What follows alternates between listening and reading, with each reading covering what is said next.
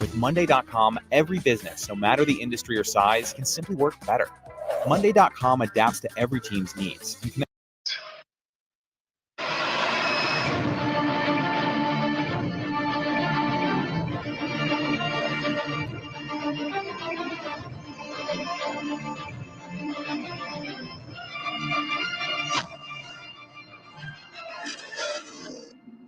Although you see varying opinions across board, from government to members of the civil society, even opposition leaders, regarding this planned end bad governance protest. We can tell you that across the country, we've seen the protesters gathering in the nation's capital, Abuja, here in Lagos, the commercial capital, even in northern states, Borno, Gombe. And we'll be giving you all of the live updates as they come in. But we've been speaking with some of our guests in the studio who've been providing insight into the performance of the government, the yearnings, the pain points of the people, and the reality on ground. We've been speaking with Comrade NLB, former convener, Nigeria Civil Society Situation Room, and Aliyu Aldo, Special Assistant to the President of Public Affairs, both of them joining us from our Abuja studio. We've since been joined by the CEO, Center for the Promotion of Private Enterprise, Dr. Muda Yusuf, joining us virtually. Thank you, gentlemen and lady, for staying with us. But let's head over to Gombe State now in northern Nigeria, where we understand that a swarm of protesters have converged on the government house premises trying to gain entry into the government house premises. And there you see a crowd, mostly security agencies, at least that we can see for now. And you can see further the people who, in fact, some of them right on top of the billboards, and you see some of them waving leaves. So let's take a listen to what's playing out right now in Gombe State.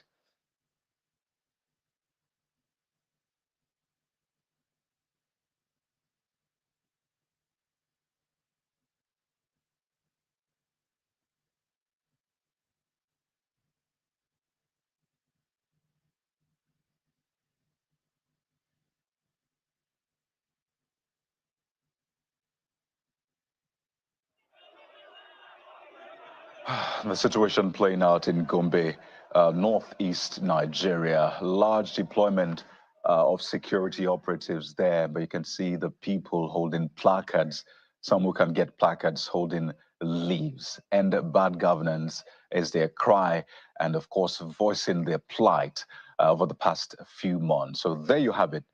The pain points of the people there in Gombe State, the security operatives watching on, and we'll keep monitoring the situation there as things unfold. But as we keep our eye on that, let me just bounce this off our guests, Comrade NLB and Aliyu Aldo in our Abuja studio. But let me come to you, Aliyu Aldo.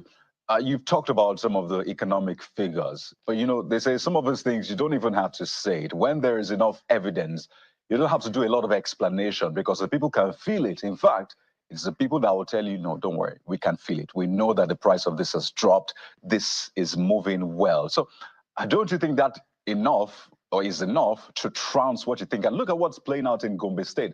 People coming out. Obviously, these people don't look sponsored by the opposition.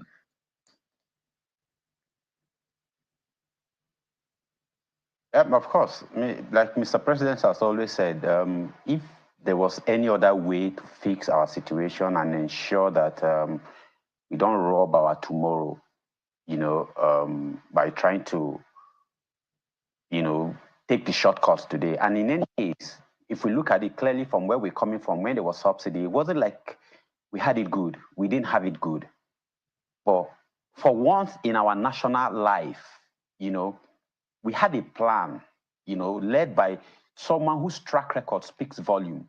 And he acknowledges the pain, you know, he acknowledges the inconveniences, and he acknowledges that this will only be temporarily if we stay true to these processes. These bold reforms that he has undertaken, it's not to cause harm. The aim is not to cause difficulty to Nigerians. The idea is to solve our decades-long problem. If we are ever going to solve them, then we have to do things differently. And whether we like it or not, even with the best of plans, it takes time. So all Mr. President has always asked for is continue to ask for the understanding and patience of Nigerians. And a lot of palliative have been put in place to cushion this some of this effect. It's not like they are enough to cushion the effect, but we have to do what he is doing. And if we look back at where we are coming from and look at where we are today, it might not have been making impact in terms of microeconomic as far as the individual businesses, the individual life is concerned, as much as we like to see. But on the larger scale, on the larger scale, on the macroeconomic scale, we see that these policies are working. These policies are the right policies, and they are in line with what the average Nigerian wants. That is a country with a very buoyant economy that create jobs, create wealth, and have reason for improved welfare that is sustainable. If we do not ensure that our environment is globally competitive, we will not achieve that. And these policies that he has brought in place are policies that would direct us, that would take us in that direction. And the signs are there that we're in that direction. So at this point, look at the countries that are doing well in the world. They've all had to do this at some time in the past. We go to all those countries now where all of these things happen because at some point in their past, some generation have taken, it hasn't been good for the past 40 years, for the past 50 years in Nigeria, despite all of the subsidy that we're doing. I mean, let's look at the figures alone. In the last 1 year, 50% of imported fuel have been ended. Importation of fuel has been reduced to 50% of what it is. Then you ask yourself, where has the extra $5 billion of the $10 billion that was being spent annually on subsidy, where has it been going to? There are a lot of when the downstream oil sector is played in a way that is competitive, that allows for local and foreign investment, there will be competition in the sector. There will be increase in earning. The jobs will be created.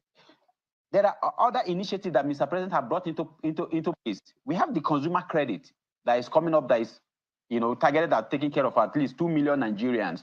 I mean, we have the student loan that has just been launched. About 1.1 billion has been paid to 20,000 students. It is designed to cater for about 2 million Nigerian students who are naturally unable to pay for their school fees, not just school fees, stipends that what they need to run through their academics. These are things that developed countries that we look up to today. All right, Mr. Audu, if you can hear me, for a moment. A country that works just like that. All right, Mr. Audu, okay, let me take it to Mr. Muda. Mr. Muda, thank you. Mr. Muda Yusuf, thank you so much for joining us. So you're the economist, so help us make sense of what we're dealing with. Mr. Audu started a lot of figures in terms of the macroeconomic numbers, but you and I know that when it comes to macroeconomics, the blood pressure of macroeconomics is in inflation. So no matter what you do, if there's inflation, it's just like going to the hospital, they check your vital sign. The first vital sign is your blood pressure. Everything has to be, the blood pressure has to be stable for us to begin to make progress in anything we do. So help us make sense of some of the gains is touted on the program as against the numbers we are still seeing, and how far we're supposed to experience these numbers. Because at the end of the day, what people are feeling is like, life was not perfect, but life was not this bad until you came and removed subsidy and floated the naira, even though it's well-intentioned. Well, the point to make is that we are still in a corrective phase of managing the economy. And when you are going through a phase of correction, that's correcting some long-standing and deep-seated, distortions that have accumulated over time, it naturally will come with a lot of challenges. Before this administration, and this is not holding brief for the administration, the economy was bleeding profusely. The economy was bleeding from the oil sector as a result of all this fuel price, subsidy, and all of that. The economy was bleeding from the way we are managing the foreign exchange environment. The economy was bleeding from the massive theft of crude oil. And of course, the economy was also bleeding from corruption. So these were major issues that needed to be dealt with. And if you are dealing with a patient and you have some bleeding here and there, I think the first thing to do is to stop the bleeding. Otherwise, the whole system will collapse. And that is what I think the administration set out to do thus far. Unfortunately, these corrective processes has come with a lot of social challenges. Now, the corrective processes were first in the area of addressing the issue of energy, that's the fuel subsidy and all that. That has come with a lot of challenge. So we are having challenges arising from high energy costs. We had challenges as a result of the reforms in the foreign serious inflationary situation. So I think the point to make is that the response to the outcomes, especially the social outcomes of these reforms, that response has not been fast enough and possibly has not been deep-seated enough. And again, there are also issues about messaging, about responding to the sensibilities of Nigerians, about also ensuring that we demonstrate that we are all in this sacrifice together. I think those issues are also there. There are also issues around the lag between the efforts of government to correct some of these things and the implementation and the delivery of those policy pronouncements. So in terms of the delivery and the machinery for implementation of even some of the measures that have been put in place, the lag was also too much.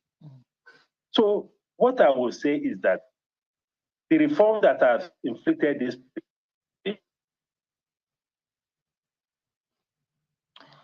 indeed, Mr. Yusuf, we could talk a lot more about the messaging, and we could view it within the context of the last-minute efforts by, the federal government yesterday, led by the Secretary to the Government of the Federation, to address the situation, perhaps forestall what has transpired today. But that would be after this soundbite that we're about to take from Ojota. You're seeing right now on your screen live feed of the protests in Ojota area of Lagos. We can see the protesters there, some evidently angry, a lot of talking from the protesters. Let's listen to this, and then we'll view that messaging from the federal government.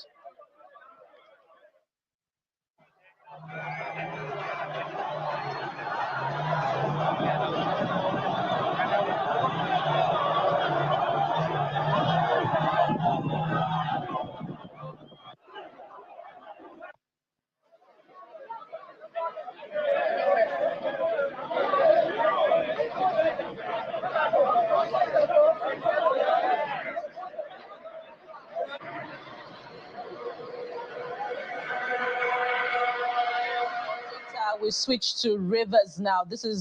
You're seeing images from Rivers State. It's getting busier now in Rivers State. The venue is not quite clear, but you're seeing aerial images from Rivers State of protesters who are embarking on a procession right now.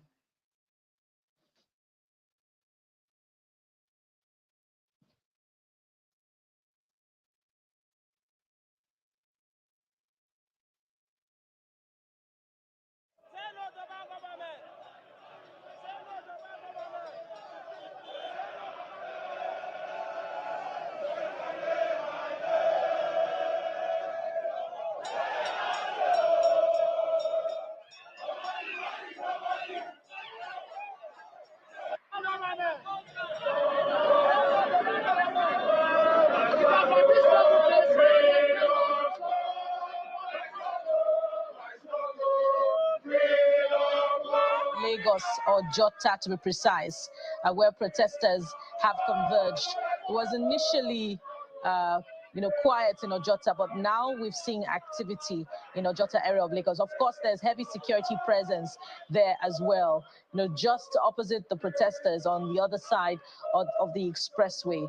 They're carrying placards and they've begun to chant solidarity songs.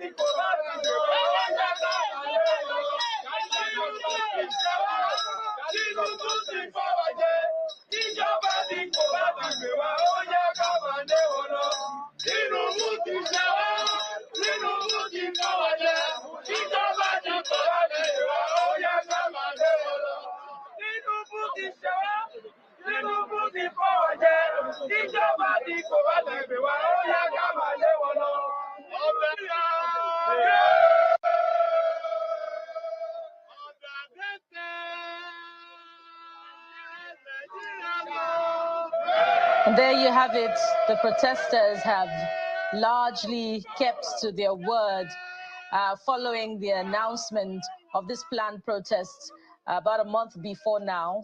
They've converged in major cities across the country. We've covered Lagos, we've covered Rivers, we've covered Benue, Borno, of course, River State, Port Harcourt to be precise.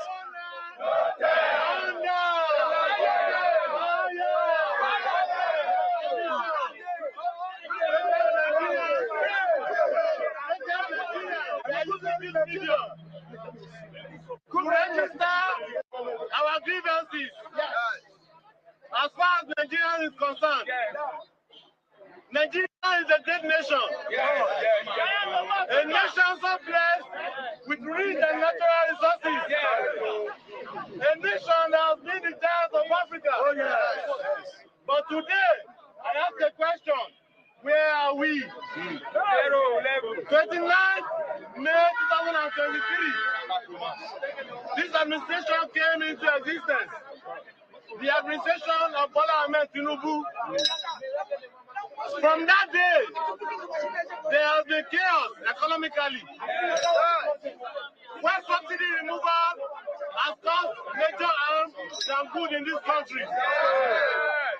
Despite the fact that all the three candidates, major candidates, said they were going to remove subsidy.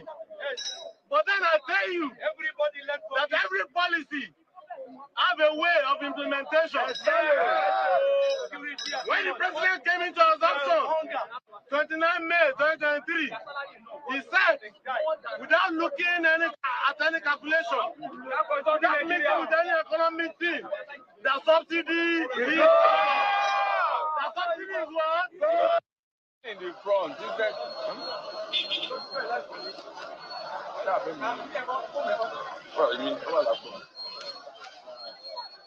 Still, the things we're taking up from Ojota here in Lagos, Nigeria. You can see the gentleman trying to chronicle how we got here in the first place, which for him is the reason why they are hitting the street. So, as Bukola and Kayode and the rest of my colleagues have said, we're touching base with as many places as possible, and we're trying to get a feel, aggregating what their demands are at the end of the day.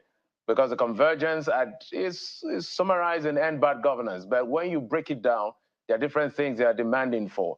As this protest continues to unfold, we'll begin to see further exactly what will be the end of this. But so far, so good.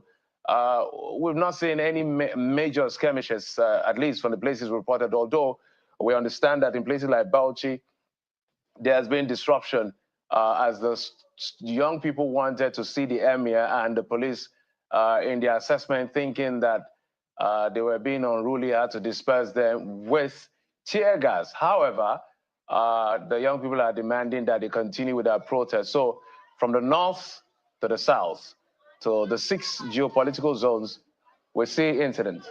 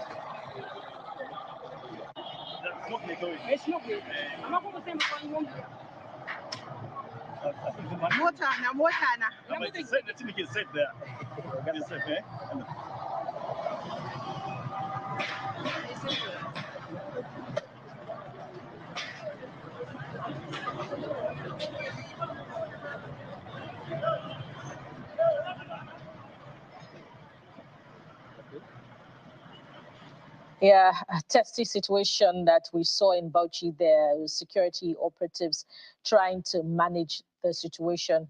We hope that it stays that way without any casualty being recorded. We have more live feed from Gombe State, to be precise, of protesters embarking on the action. There you have it. You can see Gombe State there. The images in your face all at once. Quite a turnout. But of course, there's also the presence of heavy presence, yeah, from what we say of security operatives. Let's have Gombe.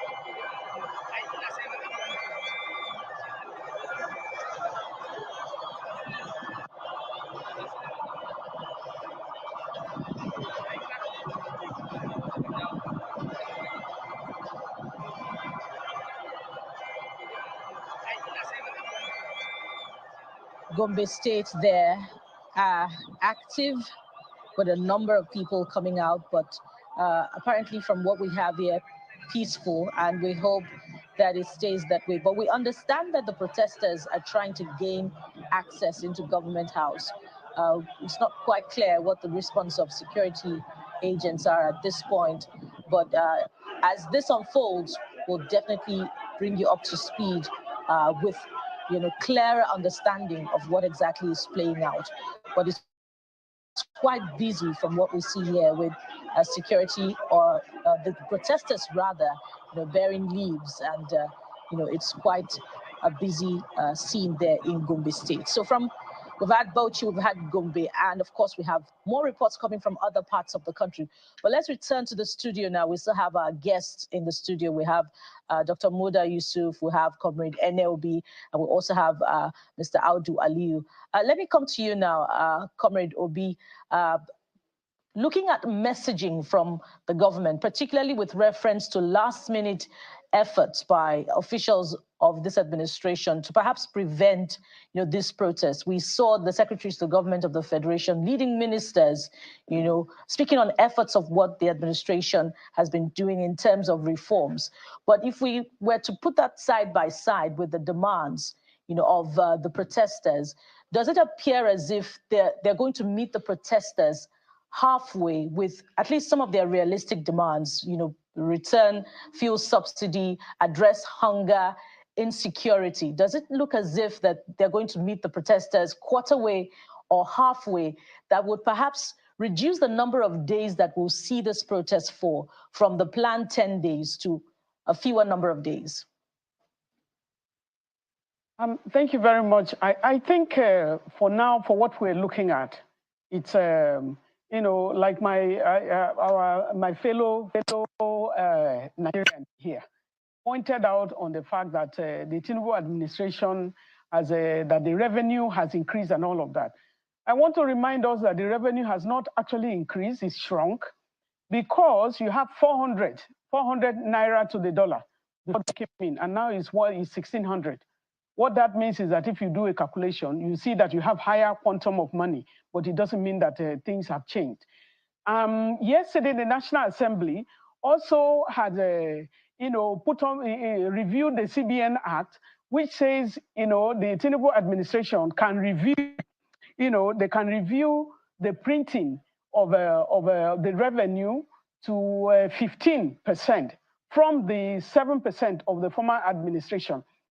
We also, during the 8 years of Buhari, which we thought was a bizarre, there were a lot of disappointments and all of that, borrowed 17 trillion, during their time.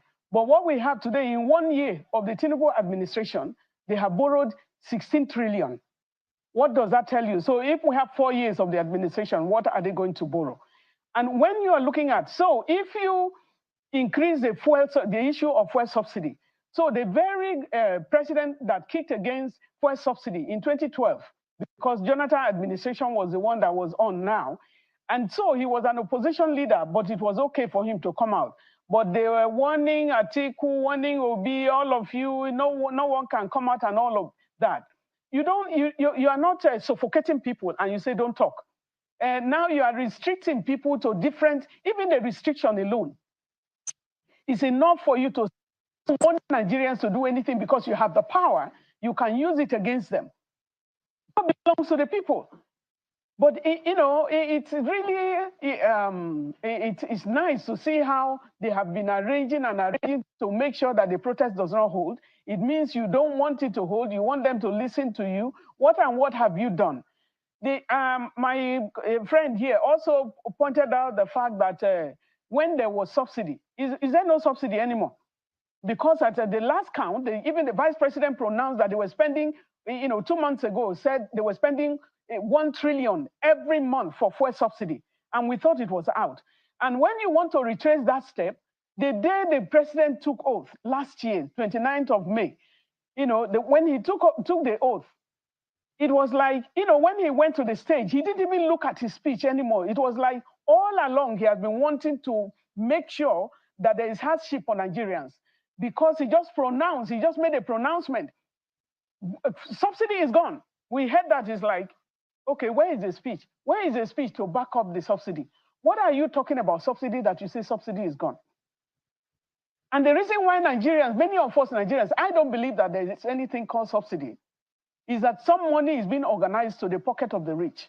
We have 4 refineries working. The incompetence of government itself to put the refineries to work, they are forgetting that we have the volume of the young people we need to put into jobs are so many that you need those refineries. If they are working, you can refine the crude and even export instead of importing. And then you keep your citizens working. It creates a lot of employment, but rather they are taking the money out, and so you are keeping citizens of other nations on ground. And so when you say subsidy is gone, now you come to, that multiplied inflation. There's I don't know how you can even say whether it's quadrupled inflation, from 165 to 615 in other climes. I was just coming from Jos, is selling for 700 and something and so on. And the other parts of the country is selling for so much. And that has introduced the inflation across board to all foodstuff. I went into I was buying a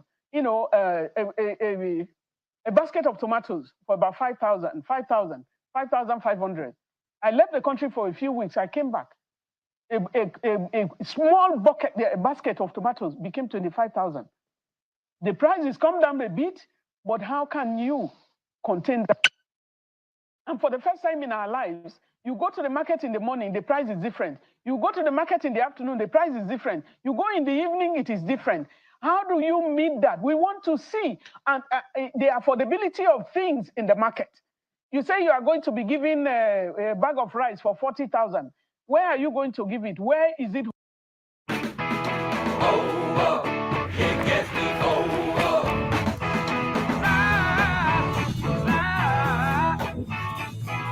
Watch me, I'm so hot, I ain't coming down. Butternut Box, made using human quality ingredients and always served fresh, which means maple here gets more nutrients per bite. Look at that glossy coat, her healthy skin, and her boobs look great. Butternut Box, unleash the benefits.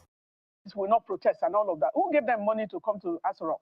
How do you divide Nigerians if you suffocate them and you say they are not going to talk? When is it going to happen? And now we have the courts. We also have the courts now restricting people to say this is where you are going to be. Comrade Obi, if I may quickly come in there with a very quick follow-up. You made a point about how there's a fair consensus that subsidy is still being paid to the tune of 1 trillion naira per month, even though the administration has not come out to confirm this, but that also speaks to issues of accountability. Now, if subsidy is still being paid, even after that big announcement of the removal of fuel subsidy, and it has not significantly brought down the price of commodities. If the administration now complies with the demands of the protesters and removes subsidy, is it going to have any significant impact on headline inflation and food inflation? Subsidy that we're talking about. If you are a producing nation, you are a member of OPEC, and you are producing crude, and you cannot refine, what happens? We saw what happened with Dangote refinery. The refinery, they have prepared, all the gamut of money has gone into that. Even when you look at the ground, about $100 million was paid for the land alone. A good government will give you the infrastructure, because all of those people that you are employing in Dangote refinery are going to pay taxes, to the government of the land. That's the government of Lagos State. So they should have allowed them. What happened, first of all, is Dangote refinery caught fire. After that, we started having government officials going to say Dangote refinery, the fuel is substandard, instead of saying, welcoming the development of an investor whom they are welcoming in different parts of the world to come and invest so that they can create employment for you. And if you give him crude, what do you think you are going to get down? If the price of fuel is now selling because you are importing for 615, or 617, officially, and then you are now coming down and you give the crude and it's produced and you are selling it in Naira. A few days ago, we had the president has said you can give a Dangote refinery. Where was he going to get it before? Why are you making things so difficult for them that are now going to produce in Nigeria? When you produce in Nigeria, then the fuel will be cheaper. There's nothing called a subsidy. So I am pulling out that if you are doing something and you are showing the nation, until Dangote stood up to them and talked to them and all of that, everybody, they want to become more important now to say, we are the one giving you the crude. Where was he going to get it before? He now started importing, fuel, crude from Brazil and all, when he has fuel right there with him. And so the demands will be met when we can see actions. Remove the subsidy that you are removing. The subsidy. What subsidy are you removing? I don't believe it in the first place. All right. What you need to do is to crash the program, to crash the price of all you are doing by bringing down. You bring it down to 200 naira, or okay, if you are not putting it at 165, bring it down. Every facet of the inflation will crash, all right, and that's what we need. We need to see the prices down because of the cost of transportation. Fair point you've made there. Just before I come to Mr. Audu, let me take this to Dr. Muda Yusuf, because this concerns the economy and the feasibility of it. So, Dr. Yusuf, this has been at least a consistent demand from the different groups protesting: subsidy, return subsidy, let the price of petrol come down. I mean, she says if not 165, maybe 200 may be fair. For you, is this feasible? Is this doable? And should governments be considering this, Dr. Yusuf? Of course, it's not feasible. It's not something that is sustainable. And we also need to put all these issues in proper context. The president will not set out to deliberately inflict pains on Nigerians. Certainly not. The whole issue is that there was a lot of challenges that were inherited that needed to be fixed. Now, I told you earlier that the economy was bleeding profusely as a result of the way we were managing the oil and gas sector. For over a decade, the refineries were not working. You blame the current administration for that. Now we are trying to see whether we can domesticate the production and all of that. There were mature obligations that the current CBN need to clear. Almost $7 billion that needed to be cleared to bring some sanity to the foreign exchange market. There is this oil theft that has become so heavily entrenched for over a decade.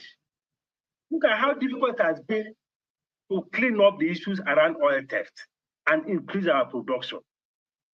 Look at what insecurity is doing to our agricultural sector. The insecurity problem did not start with this administration. So I think we need to contextualize these issues properly. Yes, as for your specific question, there is no way the economy can sustain it.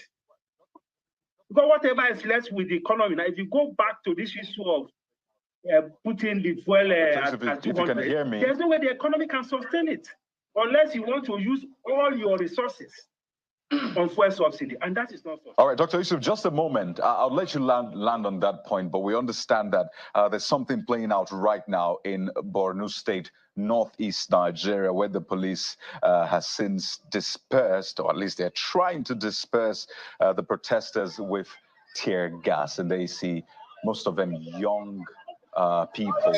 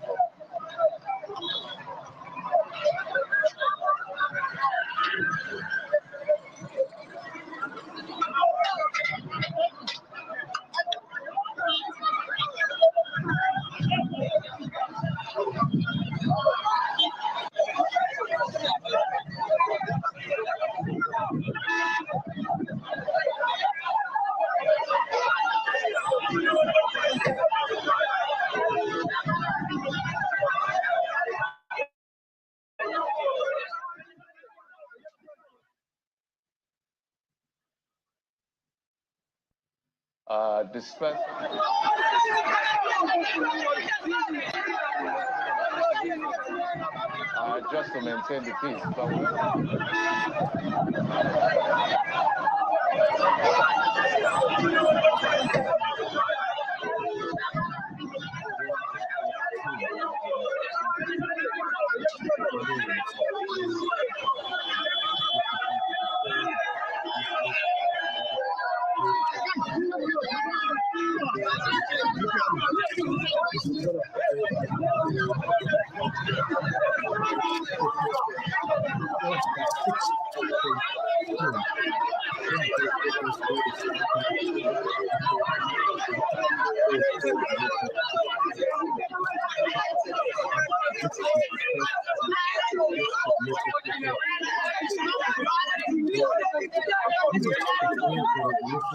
Beginning of the day, they call the End Bad Governance protest in Nigeria. It's quite interesting to see that the majority of them are young, very Nigerians. young, teenagers, literally. Exactly. And I did see earlier on some military men. I remember the Inspector General of Police saying that, but the military will not be involved in this except things escalate. So is this a function of the escalation in Borno State? We understand that just recently there were attacks by, bombers. So is this as a result of that? But this is what we can tell you right now from Borno State. Just to say that, we appeal to all protesters to protest peacefully and not show aggression so that security operatives will have an easier time managing the situation. So at the end of the day, it's just to maintain the peace. Let's now head to our correspondent here in Lagos. Olu Philip, we understand, is standing by to bring us up to speed with what is happening in Ojota. Olu, apparently, this doesn't look like the usual hustle and bustle of Ojota at about this time, 11:16 or 17 a.m. Nigerian time. Tell us what exactly is playing out where you are. Well, Jeffrey, if you're very consistent and familiar with what we do here on Channels Television as regards covering this, remember that this vicinity became one of the strongest beehives in 2012, when on January 2012, the government of President Goodluck Ebele Jonathan removed subsidy and fuel prices moved from 65 naira up to about 165 or thereabout. And this place was completely swarmed with sea of heads. That's the Galifa Army Park. And you can see, Jeffrey, it's completely empty. What we have seen, and I must tell you and I must tell our viewers locally and internationally, is that there is no proper coordination as far as these stagings are concerned. You can see some people out there just grouping themselves. Some others are behind me. If my cameraman can make a quick sweep behind him, there aren't any set of people. They're just gathered to the right. You have the policemen to the right. You have the police vehicles to the left. People are just milling around. There isn't any spot where pronouncements are being made. We've followed protests, we've followed situations like this all the times when the likes of Femi Falana, SAN, used to lead protests with Bakogba and all of that. When they led protests against the military, it usually will start somewhere in Yaba and they march all the way to Maryland and make pronouncements, make strong statements, put out there the information and the reasons why they are gathering. So far, we've not seen anything like that. We've not heard anyone really say this is what they want. We've not seen a group of people come together and say, this is what we are saying, this is who we are, and this is what we want to see. We just see pockets of people milling around, moving around, and trying to see where to join, what formation to join, what to say, what to do. I've received a few pamphlets of some groups and with different names, with different nomenclature. You can see no one is addressing anyone, no one is talking to anyone, no one is even speaking to the government. Some of these demands that you see trending on the social media, we don't have anybody who is coming out to say, you see, you know what? We actually called for these protests. We sent out notices that it's going to start on August the 1st. And today is August the 1st, and we are keeping to our words to bring to bear very strongly and unequivocally so our demands. 5 points, 6 points. Remember also what happened during the EndSARS before it deteriorated into chaos and rioting. These guys had 5 points agenda. They wanted police to end brutality. They wanted families of those who have been brutally brutalized to be compensated and all of that. 5 points was very clear. It started out very strongly. Started out with their grouping, started out with very strong statements and gatherings and making it heard and making their voices heard. I want to see a place where at least there is a megaphone, one megaphone, saying this is who we are, this is what we want to achieve, and this is what we want to see going forward. If we don't, we will continue to push back. It doesn't look like there's going to be an organized pushback. We've seen the Commissioner of Police going around and making sure that everything is okay, and he's working around with his men. We've seen detachments from some military. In some distance that they usually maintain during the elections, they don't come very close to the polling area. So let's assume that this area is the polling area. The military are just on the shoulders and on the feeders of this axis. At some point, the weather is clement. At some point, I think all of this will begin to trickle out if there isn't any direction. And hopefully we'll find a voice, we'll find, rather than this cacophony of voices that we hear or see, we'll find a voice that is strong in unison, a voice that is strong, hearts joined together, faith joined together, and ambition and belief joined together and address the government on what exactly this call-out is for, because all over this, yes. Yes, I wanted to find out from you. I think we can see security agencies behind you. You've talked about there is maybe coordination to the best of your knowledge around the area. But so maybe if you can help us walk around to find out if you can spot any protester. And what is the man beside you saying? Maybe let's listen to him. Okay, hold on. So did you join any group or you just decided to? Are you doing something? No, alone. I'm riding from Festac, from my 2. I'm coming from Festac. My son at 13 is the program. I can't even buy data for him to learn more. I can't even pay for the institution fee. Millions of naira. At 13, he can program them. Good luck Benjamin is his name. My name is Ogu Benjamin Chijoke. So I'd rather die on the street than die at home. I can't sit down and watch the future of my son go to waste. I know I may not have safety again in Nigeria, but my son's future will not waste. I'd rather die on the street than stay at home and die. How do you think all of this should happen, and how do you think government should actually toe on the path of listening and understanding what exactly and how to react to the kind of demands you're making here on the street? Yes, what we are doing here is to the favor of the government. If they are listening government, if they have conscience, what we are doing is the best thing that citizens can do for their government, just to air their view so that you now know where you are working on. We are not against the government. We are trying to what? Give them the leeway to show them what we need. Not what they think we need. No. What exactly do you want? We want good governance. What do you mean by good governance? Enable environment. Enable education-wise. At least the futures of Nigeria are lying to waste. We think we are living, but we are dying. Are you aware of the student loans of government so far? We are aware of the student loan, but motive is key in everything you are doing in life. All the years, what happened to the student loan? Is it when the protests now started, they are bringing out student loan? What is the durability of the student loan? How long will it stay? What is the durability of the loan? We are not kids. Have you tried to assess it yet? I'm a graduate. No, for your kid, like you talked about your son who is a programmer. My son is in GS3, entering SS1 so now. Not in the university. Yes, but I want him to go into programming full time. Education we run in Nigeria is a waste.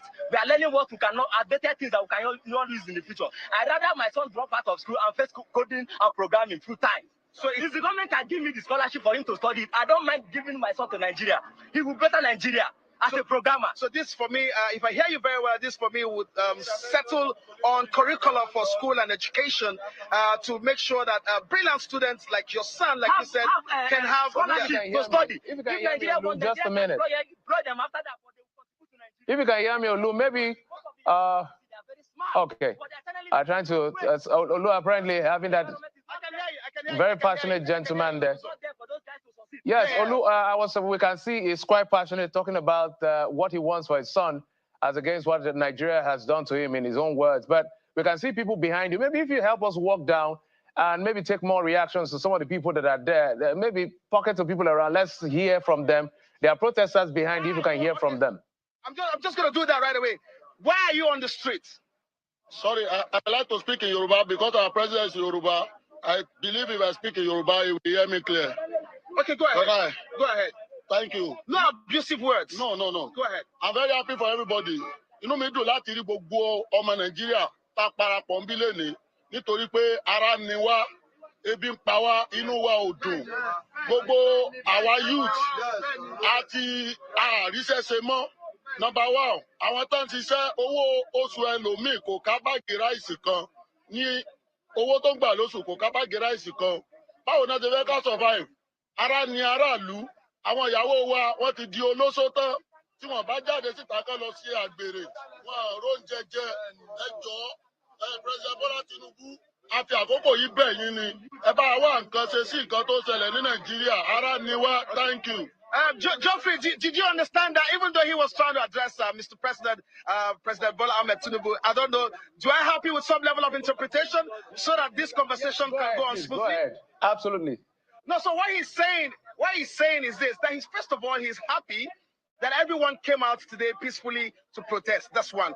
And personally to the president, that they are working, people are working, he is working, but the money, the purchasing power in the pockets of most Nigerians can afford basic food and amenities.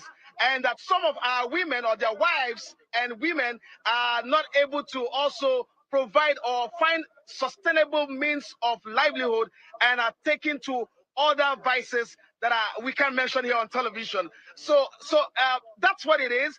Purchasing power, not being able to at least buy food, and maybe I should add medicine. So it's an issue of inflation. So we'll talk about inflation. We'll talk about floating of the naira. We've looked at all of those indices, and we are saying this is what it is. Whilst the naira is being floated, whilst we're having this high-level inflation, while some experts have told us that the interest rate fixed by the CBN isn't beneficial in terms of job creation and all of that, that is the areas that government needs to begin to respond as far as this is concerned. So, like I said, everyone seems to have what it is they want to talk about and not necessarily under one voice. I don't know if I can take up one person again before we round up the session to ask what exactly. Yes, please. We understand that there are a couple of them around you, but then we can see the protesters also gathered just a few meters from you. They appear to be protesters. So just if they are protesters, it will be good to also hear from them so we can get, you know, a cross-section of the views of Nigerians who are right there in the Ojota area, Olu. Okay, so Kayode, whilst I'll allow you continue at the studio work there, in about 5 minutes, I'll take a walk down to where we have another set of people who have gathered or congregated together. I'll pick out 1 or 2 persons who are supposedly protesting, and we can get their views, and Nigerians can have it, and the global community. How are they?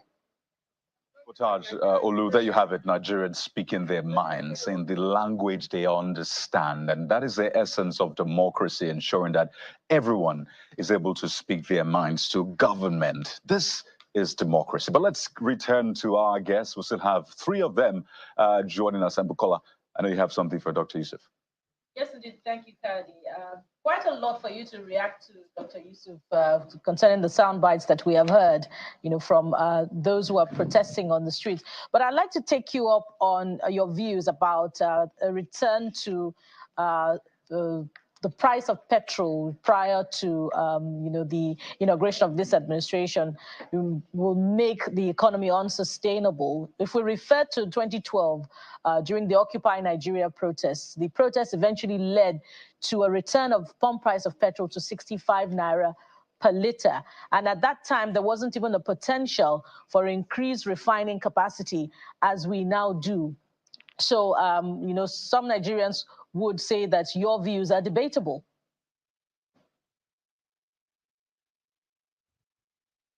Are debatable. Well, but maybe perhaps at that time, maybe we are still having some measure of domestic production. But now, 100% of our petroleum products are imported. And there's a global dimension to this. With the Russia-Ukraine war, you see what has happened to energy prices across the world.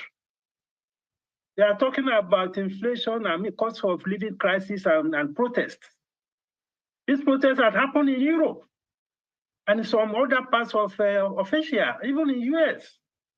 Inflation reached in some countries 40-year high as a result of these global issues around cost of living, particularly around the energy prices.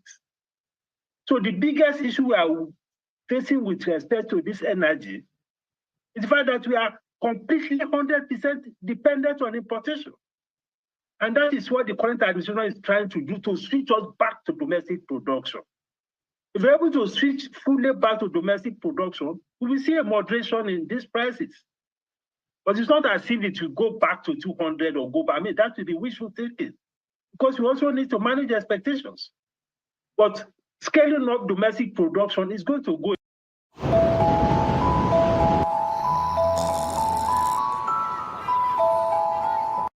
So these are negligence of governance over the years. So we are dealing with a problem that has accumulated over so many years. Can you fix all these problems in 1 year? You know, so these are the issues. If you're able to increase the level of domestic production, support all these initiatives, Dangote, other refineries, BUA, NNPC, if they can come up with production, and if they also can sort out the issue of the oil theft, all outputs in the Niger Delta, we'll be getting somewhere. But these are very fundamental issues that will take time to fix. All right, Mr. Yusuf, we're So definitely that is the point around this issue. All right, Mr. Yusuf, we're going to touch base with you yet again, but we need to head out to the nation's capital, Abuja, where we understand that the protesters had actually left the designated venue, which was the MK Abiola Stadium, and they're now moving towards the Eagle Square, where it wasn't open for them to hold their protest. So you can see them moving, some on foot, some with their vehicle, some holding placards with inscription, using their mobile device to capture the moment, some on motorbikes and all of that. So this is exactly what's going on. And we're delighted to also see that the security agencies are accompanying them to the location that they are headed to. So they are heading from the MK Abiola Stadium down to the Eagle Square.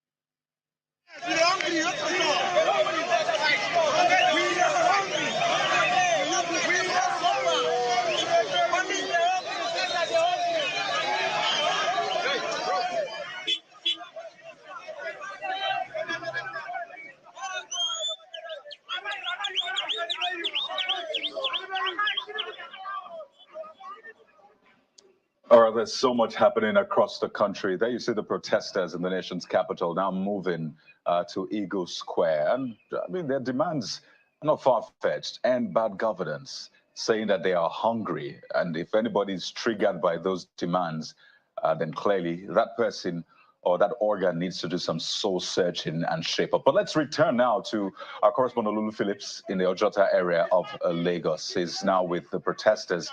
Well, Olu, I see you've since shifted base closer to the protesters. Tell us, what are they saying there? Oh, God. Everybody sit down, Well, Phillips, right there with the protesters, well, a couple of them, one with a megaphone.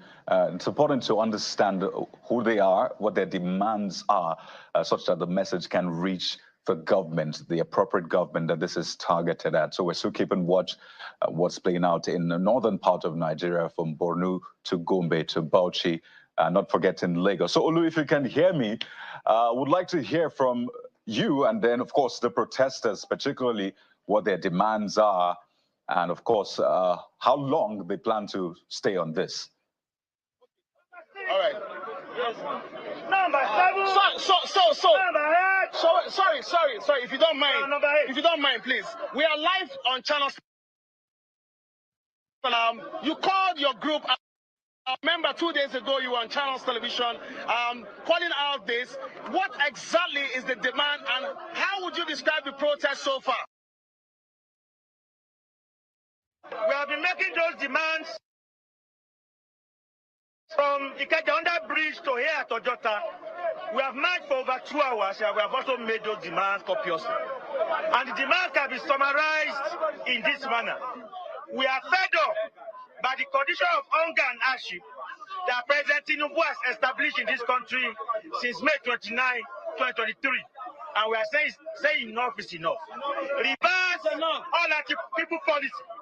Reverse all policies that have turned our people into slaves. We are demanding a better life for Nigerians. Yeah. When you talk about what we are doing now is to begin to establish the democratic organ of our struggle. And after we have done that, we are going to have a world press conference at this highway. So I'd like to call on the world media to give us some time to establish our security committees, our welfare committees, our entertainment committees, and after that, we are going to tell you what the next step of this struggle will be. But what you should tell people over there who are watching is that Nigerians have woken up. Those who are afraid that there will be violence or will not be able to march, they should start coming to Ojota. The struggle has started. Let me ask you, sir. Let me ask you, sir. The government has said this protest shouldn't exceed 3 days. Can you tell us how long you intend to stay here? We are not aware of anything from the government. The lawyer to the protest is what we protesters have decided for ourselves. If anything will change about our plans, it will also be agreed democratically here, not just in Lagos but across the country. Let me ask you, when you talk about this, let me ask you, does this suggest that you are going to be here today, tomorrow, and up to whenever? It suggests that this struggle will continue for as long as the issues are not resolved. At what point do you think you want the government to listen to you, other than just being here on the fields, in the marketplace, and protesting? At what point do you want to sit on the round table to align those thoughts of yours, those demands of yours, for federal government party to listen and come to a compromise? When you talk about anti-government, anti-people policies, for instance, what do you think is wrong if government officials who went around the villages and rural areas and communities and alleys of this country during election campaigning and talking to people, what is wrong if they have to come to the streets to have a dialogue with Nigerians if they actually want to negotiate? You want it on the street. You want it on the street. Can there be a round table on the street. You want a round table on the street? Why can't there be a round table on the street? A lunch date on the street? Why can't there be? A lunch date on the street? A lunch table on the street? We demand a round table. Come and tell us because people, they should put on them. They should make them see. Come now.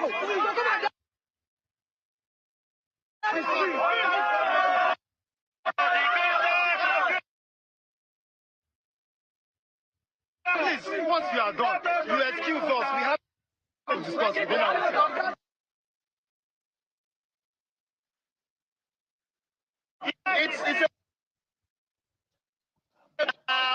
The texture and the tone of the conversation is getting some level.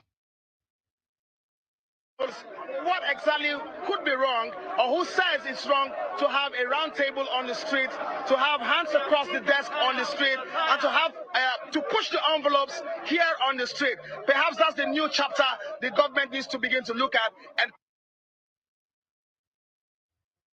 just be able to leave the streets. Because as it is today, from our drive round town, right.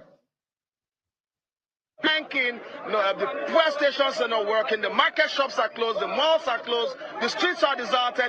We don't know how long this is going to last. Someone needs to be talking and someone needs to be listening. Our correspondent Olu Phillips right there in Ojota, where the protesters have gathered, and they're demanding that the government come to the street to have a round table. It seems they've told Olu that they want to have a discussion within themselves. So for now, it looks like Olu will have to excuse them. Olu, thank you for your reporting, and please get back to us as soon as you have more updates. It's not just in Lagos that we're seeing all of that play out. In the nation's capital, Abuja, as well, the protesters moving from Moshood Abiola Stadium heading to the Eagle Square. It looks like the tempo is rising gradually, and the chant is same: end bad governance, from the protesters. Our correspondent, Dele Omoyeni is live in the nation's capital, I think Secretariat area now. Dele, quite a lot of movement, lots of twists and turns from protesters to anti-protesters, but tell us, what is the latest now? Yes, Kyle, the Buki, and Geoffrey, if you can hear me, it's a chaotic scene right now. Of course, you can see the protesters. They've walked all the way from the MKO Abiola Stadium to the National Secretariat. The National Secretariat is just to my left. And of course, behind us here is the Presidential Villa. Of course, they're making their way to my left up towards the Eagle Square.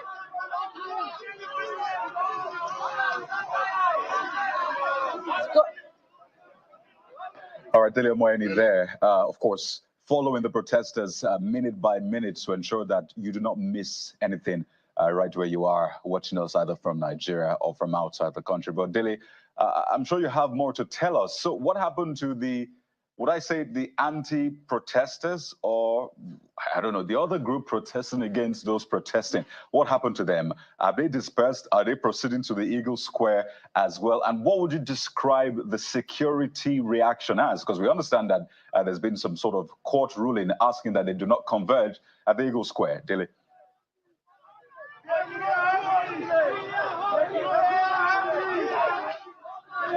All right, Coyote, yes, that is true.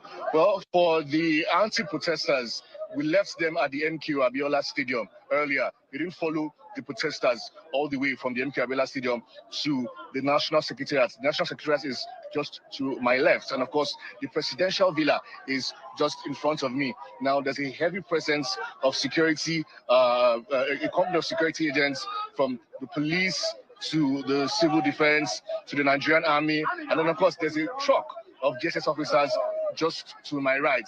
Now, the protesters are chanting, "We are hungry. We are tired of bad governance." You can see the crowd is surging just behind me, and they're going straight to the Eagle Square.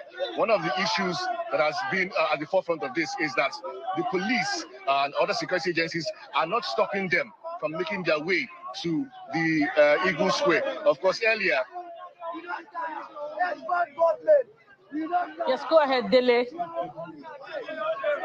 Okay, so if you can hear me, Coyote, of course, the Eagle Square is just to my left, and they're making their way there. But like I said, security agencies are not stopping them following that court injunction gotten by the Minister of the FCT for the Eagle Square to be cordoned off by security agencies. Yes, indeed, they are here. The security officers are here, but they are not stopping the protesters from going to the Eagle Square. And Dele, you know, we heard earlier from one of their leaders, Deji Adeyanju, that they were going to abide by the court ruling and remain in one place. But they seem to have changed course now. But as they change course and head to the Eagle Square, are you seeing them being accompanied by security operatives such that, you know, any form of unrest can be forestalled as they move?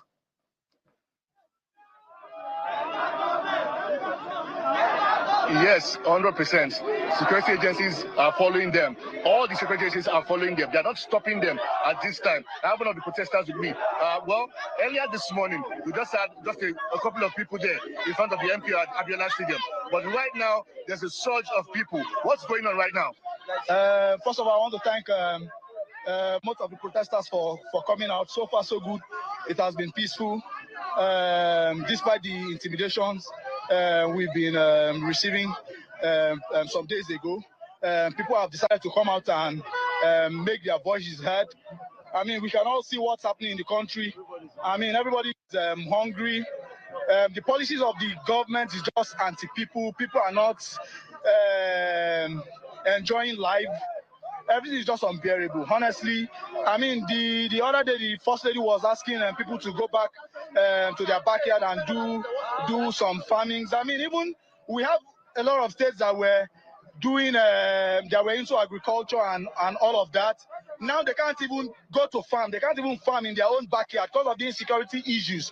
I mean, these are just some of the things we are asking the government to address. The insecurity in the country is just unbearable, and the policies are becoming anti-people policies. Now, are the security agencies stopping you people from going to the Eagle Square? So far, so good. I must give a big shout out to the police and the military guys. They've been very supportive so far. The protest has been peaceful. They've been very cooperative, and I must give a big shout out to them. And even the press guys around covering the whole protest. So far, so good. It's been peaceful. Thank you very much. All right, guys. No. Thank you very much. All right, guys. There you have it. Those are the protesters. Of course, right now they're making their way to the Eagle Square. Okay, so guys, I have a little update now. My cameraman can come this way. The protesters, it appears, are not allowed to go to the Eagle Square. As you can see, there's a lot of tear gas there, guys. So right now, as we speak, they are not allowed to go to the Eagle Square. You can see the tear gas there. They've stopped them at the National Assembly Junction. They're not allowing them to go further. Coyote, Geoffrey, Buki, they're not allowing them to go further. They've stopped them at the National Assembly Junction. Nobody's allowed to go beyond the National Assembly Junction. Guys, can you hear me? We can hear you. And that update is indeed noted. All right. So,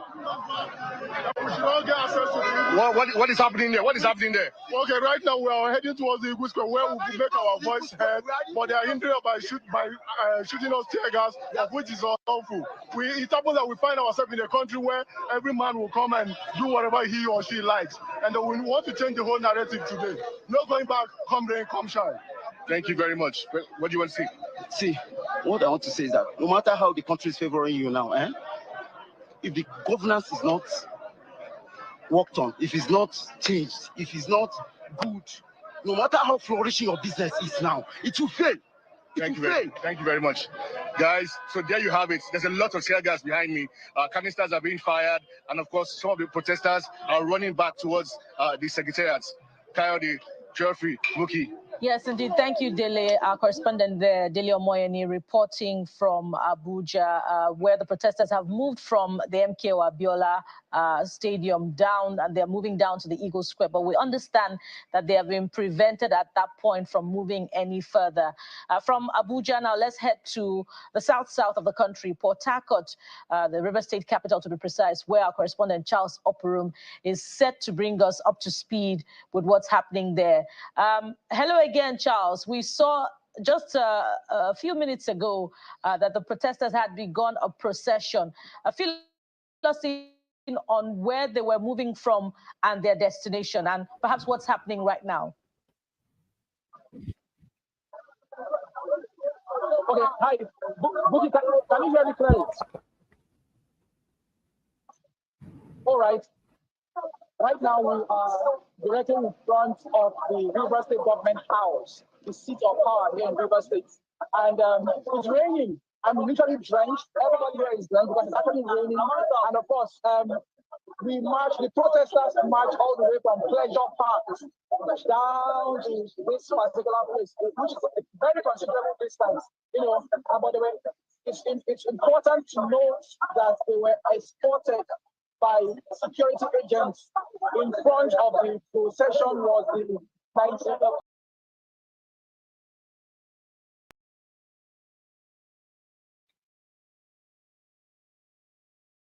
We saw members of the DSS and other security agencies.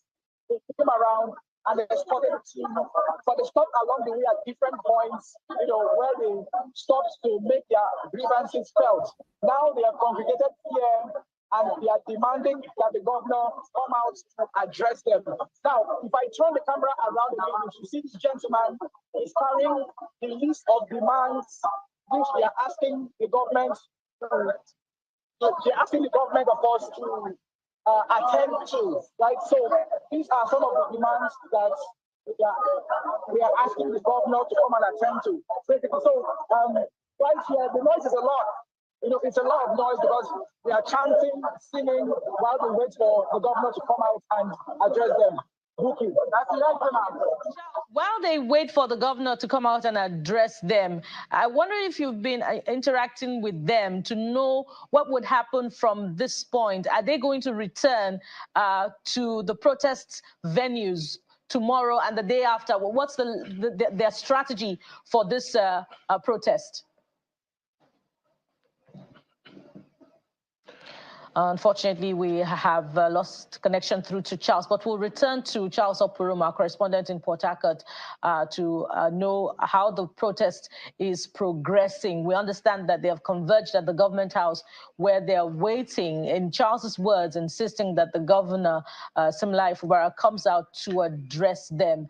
And just before Charles, we were in the FCT with our correspondent Dele Omoyeni, where the protesters had moved from their initial location and they were progressing to the Eagle Square, but they were stopped midway by security operatives. It would be interesting to know what would turn out, you know, from that point, because there are quite a number of protesters there, and they were prevented from moving to the Eagle Square. That's what we got from Dele Omoyeni. How the security agents would manage that situation, would like to see. But we'll return to Dele Omoyeni shortly to know what's happening. We've had reports from different parts of the country. Before that, we also saw our correspondent Olu Phillips at the Ojota area of Lagos, where protesters are insisting that they are going to remain, and in fact, they want, you know, an interaction with the government on the streets, that there's absolutely nothing wrong with an interaction with the government on the streets where they can present their demands and an action from government in response to this End Bad Governance protest. Now let's return to Charles Opurum, our correspondent in Port Harcourt, River State. Hello again, Charles. Hi, Vicky. It's good to be back again.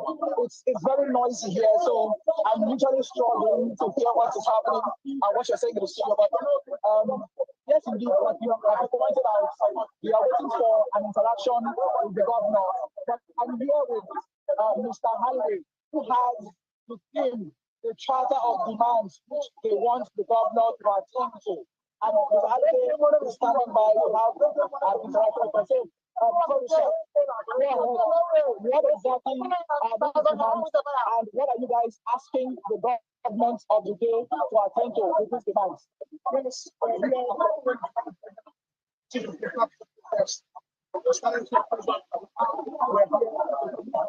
demands are simple. We don't know the competence of the city. We're saying we can't for 200 naira. We're saying we secure all those involved in the process. We're saying fix all refineries in Nigeria because we fix all refineries in Nigeria. Any other modular refineries.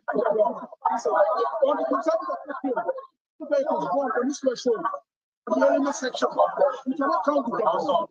We can't count it. They bury those people money. What about number 6? Number 3, fix the river section of this threshold. Yeah. The call, they're saying, and police are stopping of citizens and drivers.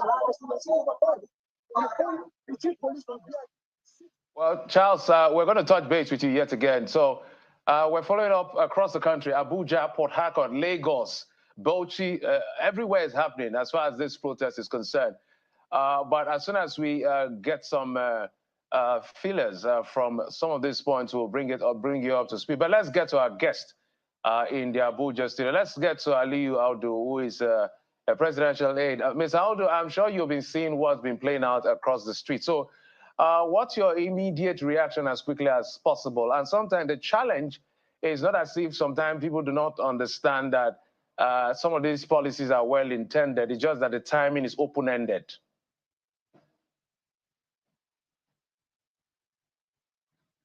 I mean, whatever the problems we're faced with right now are not recent problems, and at some point we are going to have to do what the country must do to ensure we fix it once and for all and put ourselves on a path of continuous growth and development. And the only way to do that is to ensure that we get the foundations right. I mean, we can. I'm Ellis James. And I'm Colin Murray. And in our podcast, Everything to Play For, we take a proper look at the greatest sports stories of all time. We're talking the juiciest rivalries, the bravest underdogs, the biggest comebacks. Do you want to do a PhD in Wayne Rooney? Then listen to this podcast. We don't just get to the main event in our subjects, from Wayne Rooney to Andy Murray, from Mo Farah to Wenger versus Ferguson. Come and chuck a little phrase into the mix, Colin. Yeah. Deep dive. Follow Everything to Play For wherever you get your podcasts. You know, improve on them. That's exactly what these policies have been about. Mr. President is aware of the impact, and that's why there have been a lot of initiatives, a lot of moves to cushion the effect of this. But it isn't going to go around within the shortest period of time as we would want to. If it was possible to do it that way, it would. But everything is being done to address this. We have inflation. Inflation doesn't just happen. I mean, we all know we are import-dependent country. And we can't grow that way. We are going to have to increase productivity in the country. And to do this, we must have an enabling environment that will attract investment, that will make us competitive, create jobs, and create wealth. To do this, we have energy sector that has suffered for a long time. All right, Ms. Aliyu, I understand. For a long time. My sincere apologies. We're totally out of time. We will have to thank you so much. Of course, we're not letting you go yet. So just hold your fire, hold your breath on your thought, and as well as Ms. Eneobi, and as well as Ms. Amuda Yusuf. We want to thank him for he was on the program at some point. So Ms. Eneobi as well as Ms. Aliyu, please, both of you, just stay with us as we continue the conversation. We're trying to touch base in as many places as possible, but we will be going for a break. At the top of the hour, we bring you a news track, and afterwards we'll continue with our continued coverage of the August the 1st nationwide protest themed End Bad Governance. Join us again.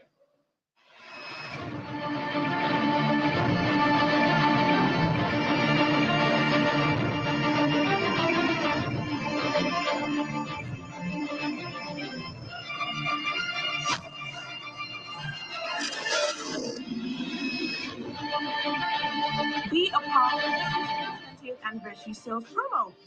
Shop exquisite Swiss trade doors of all types and sizes, onyx stones and home interior furniture at the lowest prices ever. Don't miss out on top quality products at prices you only have to see to believe. Come, see what's available and make huge savings in the Swiss Trade 28th anniversary sales promo. Limited time offer only. Swiss Trade, a blend of beauty and security.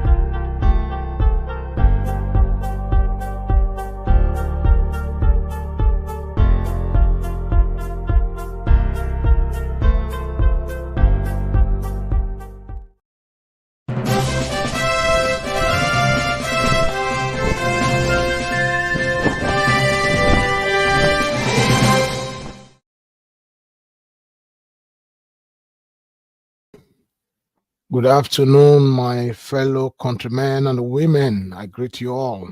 If you've been watching the live program from 9 o'clock this morning on Channel News on the happenings in Nigeria, I say thank you. Now we're about to start our program for the day. This is our unusual program because it's a beautiful day and it's a wonderful day to be alive as a Nigerian, to see every Nigerian from all walks of life, from the north, from the south, from the 6th geopolitical zone, coming together to air their grievances, uniting under one umbrella to say no, enough is enough for bad governance in Nigeria. This is the day that we are all be yearning for. You know, this is the part that's threatening the leaders. This is the very part that threatened those who had been held in Nigeria captive. You know, the day the living room slave and the bush slave come together and say enough is enough, that is the end of their oppression in Nigeria. Well, we're going to be discussing about the happenings in Nigeria. Then I'm going to show some videos from around the countries for protests from different parts of the country. You know, I also have two of my brothers who are also going to be weighing in on this program today, one from Malaysia and the other one from United Kingdom, where I also live here as well. First, let me just bring both of them to the studio before we continue. Then I can show the clip of the recent happenings. My brother Fidelis Ilubuheme, our country brother from Malaysia. How are you, sir? Thank you very much, sir. I'm fine, sir. Thank you very much. Good evening, my people. How you did? How's the weather over there? No problem. Everything is good. Everything okay. Good. It's good to see you, man. It's been a while. Good to see you, man. Yeah. It's like somebody's using two devices. I'm getting a feedback. Okay, I think it's okay. That's okay. MD, Chief MD, you are welcome to the studio. Welcome. Thank you for having me. Most appreciated. It's a wonderful day. It's a beautiful day to be alive as a Nigeria, to witness the happenings in Nigeria. Nigeria said they were going to hit the street on the 1st of August till the 10th of August. Just the government and the police and all agencies, they've been trying to suppress the will of Nigerians, but they said no. They all came out in air mass. If you look at the video coming out from different parts of the country, you'll be impressed that for the first time in the history of protests in Nigeria, the Northerners are coming out to join the Southerners. The middle belt, everybody is coming out to say enough is enough for bad governance in Nigeria. This is for me, it is a beautiful day to be alive as a Nigeria, to witness all Nigerians, irrespective of their tribe, their political affiliation, and their religions, coming together to say enough is enough. You know, this is the day that we are all be yearning for. More will come. For the fact that the North, the South, coming out together the same time, this is the beginning. And this should send a very strong signal to the current leaders of Nigeria. It is time for them to start doing the right thing. It is time for them to put their house in order. It is time for them to create policy that will favor the citizens of Nigeria. Enough is enough. There's no Nigeria that is more Nigeria than we, the Nigerians. So them who are just less than 5,000, 10 or 20,000, they keep holding Nigeria backward, holding Nigeria hostage. You know, enough is enough for all this. Before we continue, let me just quickly show us some of the recent happenings in different parts of the country. Then we can start. It's going to be open conversation. I'm not going to be asking anybody any question. Just open conversation. Let's talk about what led to this particular day in the history of our great nation.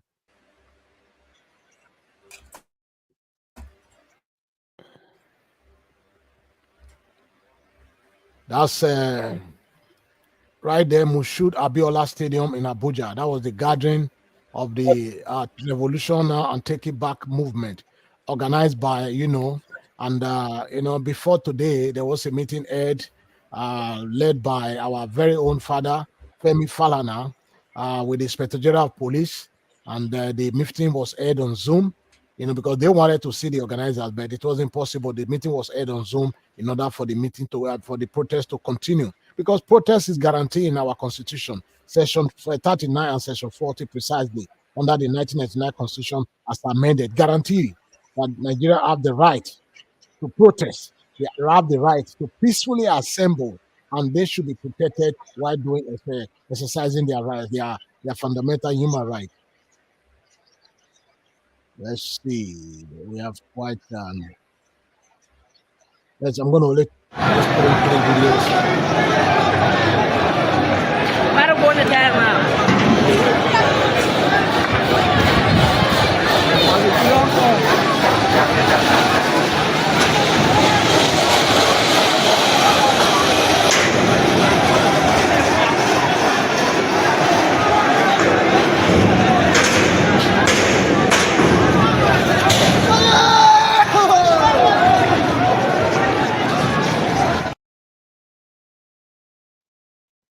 That's a protest from Nasarawa State, and we're going to move on to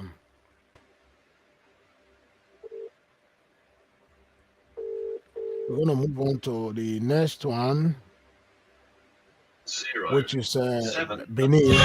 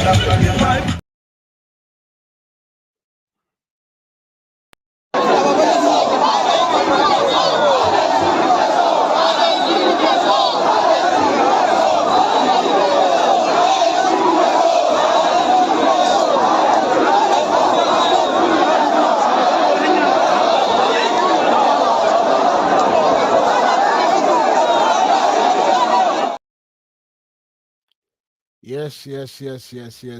Those are you can see that the protest is going on accordingly in all these part of the countries. My brother, comrade Fidelis, what's your take on this today? I am very happy. I'm very happy to see the South and the North come together for a common goal. I'm happy. Then two, I think the demands too is important, because to me the most important demand is the electoral reform, and to remove Yakubu, the INEC chairman, to reform the electoral and process and remove that man immediately. That should be the number one demand. To me, that should be the number one demand, because if we get that right, going forward, we have good people coming to office. Done this manipulation and everything. That's my take on that. Thank you very much. Thank you. Let me, I think somebody devices. Maybe let me mute both of you when I'm speaking. Then I think because I'm getting feedback from myself.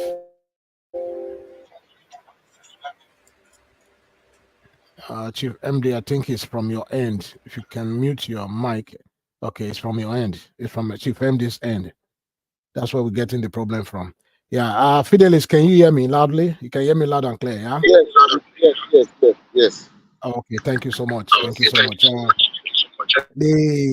The government of Nigeria has been saying they wanted to find out the leaders of this protest today, and the reason that I've been watching on the channel news that nobody's coming to them to address them, to tell them what the problem is. For me, I don't think anybody needs to tell anybody what's going on. Nobody needs to do that. It's very easy for you to identify the problem that led to today's protest. Number one, the names of the sponsors of these protests are hunger, inflation, fuel pump price, minimum wage, power and no light, bad roads, budget party, INEC ringing of election with impunity, highest cost of governance, highest bidder appointment, excessive borrowing for looting, crude oil theft, not functional refinery, excess electricity tariff, excess bank charges, resources control, 1999 constitution, no restructuring, consumption instead of production, arable farmland without subsidized mechanized farming equipment, breakdown of law and order, injustice at the court, failed civil service system, non-functional educational system, JACPA syndrome, corruption, unaccountability of public office holders, poor road network, worst housing program, non-real estate funding, interest rate for entrepreneur, devastating economic policy. So the list is endless. So for somebody to say they need someone to come and address them, to tell them the reason they are protesting, or to present to them a form of a 5-point agenda like what happened during the EndSARS, for me it's laughable, because Everybody is feeling the heat in Nigeria today. Everyone is feeling it. The only people that is not feeling it is those on top, those who are borrowing and looting, borrowing in our name and looting in their name. Those are the people that is not feeling this, the current crisis, the current situation, and the happenings in Nigeria today. So, Chief MD, what is your take on this?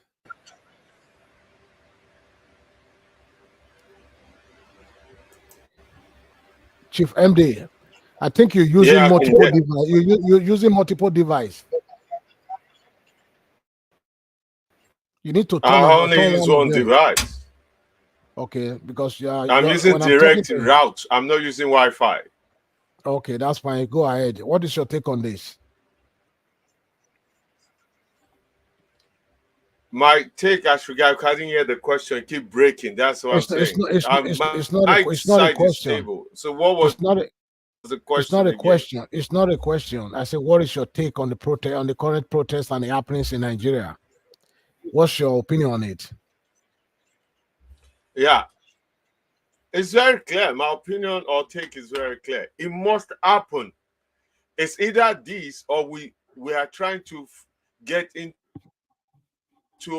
another civil war that everybody must be very cautious of.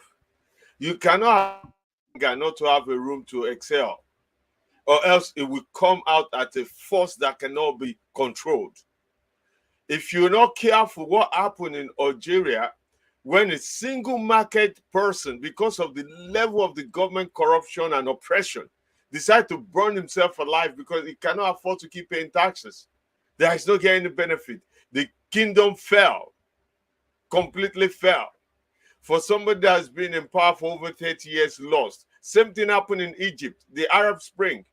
Mubarak was there forever, trying to set up his son to take over.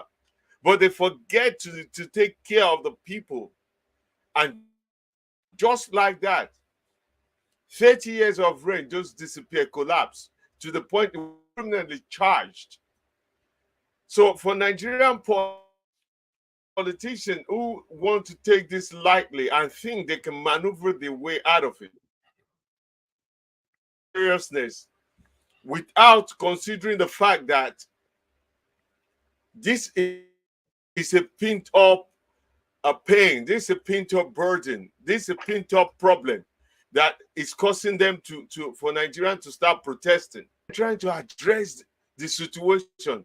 They're trying to criminalize, persecute, or as well set up a rival counter-protest to go after these people, even getting thugs to go after these people, to go after their neighbors, their sisters, their mothers, their friends, their uncles, their dad on the street. That is the problem.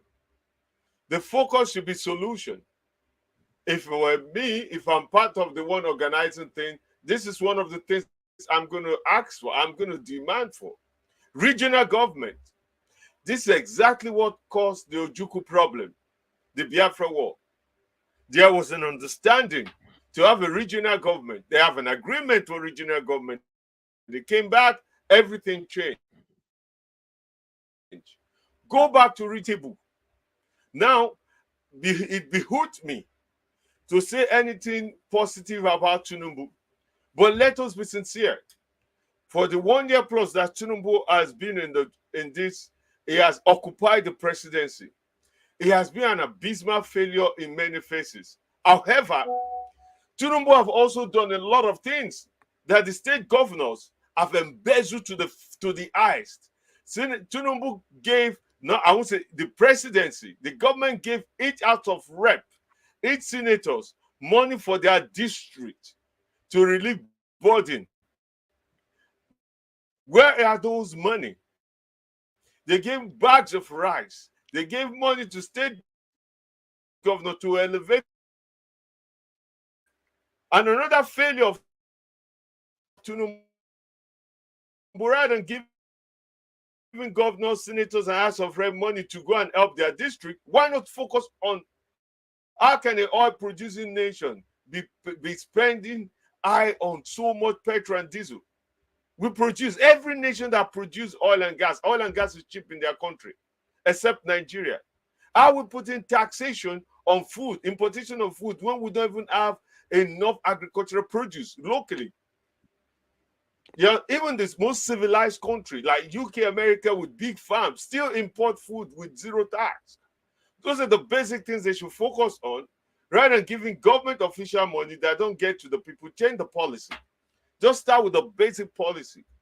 Regional government is now, we need regional government, not just state devolution of state chairman. Also look at regional government. Let each state be independent of their own. Let each state, do you know each state pay taxes? Federal tax over 55% or so to the federal government. Why is federal government collecting over 55%? Why not 10, 20%? Let the state keep finance. Let them use it to develop their state. And all the state governors, councillors, state chairman, local government chairman accountable for the state. Those are the things I would expect people to be talking about, rather than this offensive attack on peaceful demonstrators. Thank you so much. Thank you so much, my brother. If you look at, if you watch the live streaming I've been doing since morning on Channel TV, you could see some of these, those who are against the protest for today. When I saw some of the faces, it's very easy for me to say that these are hired Northern brothers. You know, you can see them looking haggard, looking like some of those people who are stand by the roadside, hustling for the day. They probably went to hire them just to come and show their face that they are for, or they are against the protest of today. Because if you look at men looking at them, they are, first of all, they are unkept.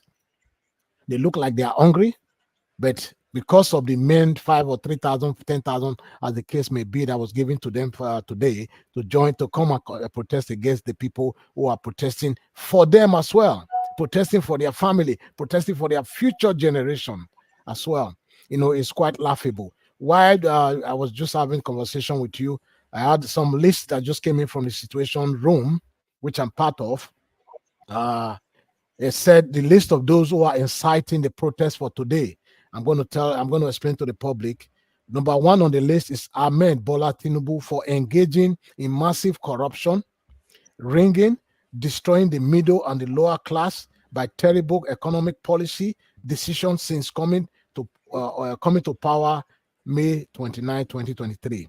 The next on the list, Senator Akpabio, an House of Reps Speaker, for leading the most useless Senate in history. The third on the list, Yemi Cardoso, CBN governor, for destroying the value of Naira. These are the people, according to some of those who are organizing this protest all over the world, which also is going to be taking place today in Canada and UK as we speak. The next on the list, number 4 on the list, is the Inspector General of Police, Egbe Tokun, for reducing the police to a corrupt and irredeemable national institution. These are the people that is inciting the protest for today. Chairman of EFCC for letting corruption flourish by ignoring real financial criminal while going after the inconsequential low-level crooks. Number 6 on the list, GMD and NNPC for stealing over $3.8 billion through subsidy scam. Number 7, the Chief of Nigeria Army for conniving with bandits and terrorists through outright sabotage of national security. Number 8, the Chief of Nigeria Navy for conniving with crude oil theft to deny Nigerians of crude and sales revenue. Number 10, the Comptroller General of Nigeria Custom, for conniving with the cross-border criminal to deny Nigeria billions of dollars in excess and duties. Number 10, the judges who receive bribes to pervert the courses of justice across our courtroom. These are few of those who are inviting or are, advocating for protest for Nigeria. Nigerians on the streets of Lagos, Abuja, Port Harcourt, Kano, Zaria, Katsina, Rivers today because of some of their policies. My brother Fidelis, You just heard some of the things list I just read out. What's your take on that? Unmute yourself. Unmute yourself. Okay. Unmute. You are muted. Okay. Unmute yourself. Can you hear me now? You are muted. Yes. The list is endless. Really, really endless. But I think it's good. Because you see, when people begin to say things like this, the government begin to put themselves in check. You can't continue to oppress the people and expect the people to be blind forever. It's just a matter of time. The list is good. I like so many things they spec out there. But at the same time, the process of electing people, to me, is paramount. That's the only way, because all these things we are talking about, if we have good leaders, these things will begin to take shape, begin to take place, one after the other. But because we have corrupt leaders, like you said something about, our brother said something about the presidency giving House of Reps, senators, and governors some things to take care of their people, and they did not do it. Yes, they did not do it. They won't do it because the president is corrupt, and they know the head nourishes the body. So if the president is okay, is doing right, they won't be bold to take those things for themselves or use the money for themselves. It's because the presidency too is very, very corrupt. That is why I still believe that to get it right, the process of electing leaders, the power of INEC must be checked and reformed, because if we don't do that, if we achieve little thing from this process, protest, if they come in again through the same means, they are going to even do worse. If you look at it, right from time, every government that comes in, they maintain standard of doing things even more dangerous, doing things worse than what the previous one has done. So because the process of electing them, I read one article that one mountain man said Tinubu called most of the traditional leaders in the north, and he told them that he bought the seat with his money. He bought that seat. So that's going to tell you that the process at which we elect leaders, that is what we all should focus on. Mahmoud Yakubu is supposed to be in prison by now, but he's still out there controlling. He's still in charge of INEC. What do we expect? Look at what Tinubu is trying to do now. He's trying to make Nigeria a one-party state. One-party state. So all these things should be checked, because by the time we do that, then we begin to look at the judiciary. We begin to look at all those things, but let us have the right leaders first in place. That, to me, that INEC, that our electoral process, we must torchlight it very well. We must. It's a must for us, because if we must get it right, we must go to other countries. This country that I am now, if you lost election, you don't go to court, because you know the process is you cannot rig it. You don't go to court. You accept the defeat. But in Nigeria, every now and then, if the rigging cannot favor you, go to court. So let us get that right. That is my own concern. Let us get it right, because there are so many good people who want to run for office. When they come, they frustrate them They frustrate them because the system is corrupt. So I like the list, but I want them to hold dearly the electoral reform. They should hold that dearly. Thank you very much. Thank you, my brother. Yeah, what you said is very right. Because if the top is rotten, if the top is rotten, then obviously the bottom is quite worse. So we need to also address the issue of the electoral system. In a more civilized or in a more democratic democratic climate, rather, By now, Mahmoud Yakubu should have been in prison or out of office. After the 2023 general election, everybody went back to their shelves again, to their shelves, and nobody said nothing about Mahmoud Yakubu. By now, I would have expected Nigerians to start protesting about Yakubu Mahmoud leaving office. There is an election coming up in Edo State in September 21st, 2024. As you speak, are you aware that the INEC official who is going to be officiating, making decision on behalf of the Edo citizens, is related to the Federal Minister Capital Territory Minister, the Minister of Federal Capital, Nisi Owinke, or whatever his name is. They are related, and you know what that means. So, but we are not going to talk about that today. We're going to have another session where we're going to expose the federal minister and the sister who happens to be the returning officer in Edo State. We are not going to allow such election to be conducted under the watch of that woman, because we all know what's going to happen. The same thing that happened in presidency is the same thing that's going to happen in Edo State. We say no to that. My dear brother, Chief MD, what's your take on the list I just read out? Some of the things that came from the Situation Room, where the president was the number one on the list of those who are actually inciting this protest that we are seeing across Nigeria today. You are muted. You can unmute yourself, please.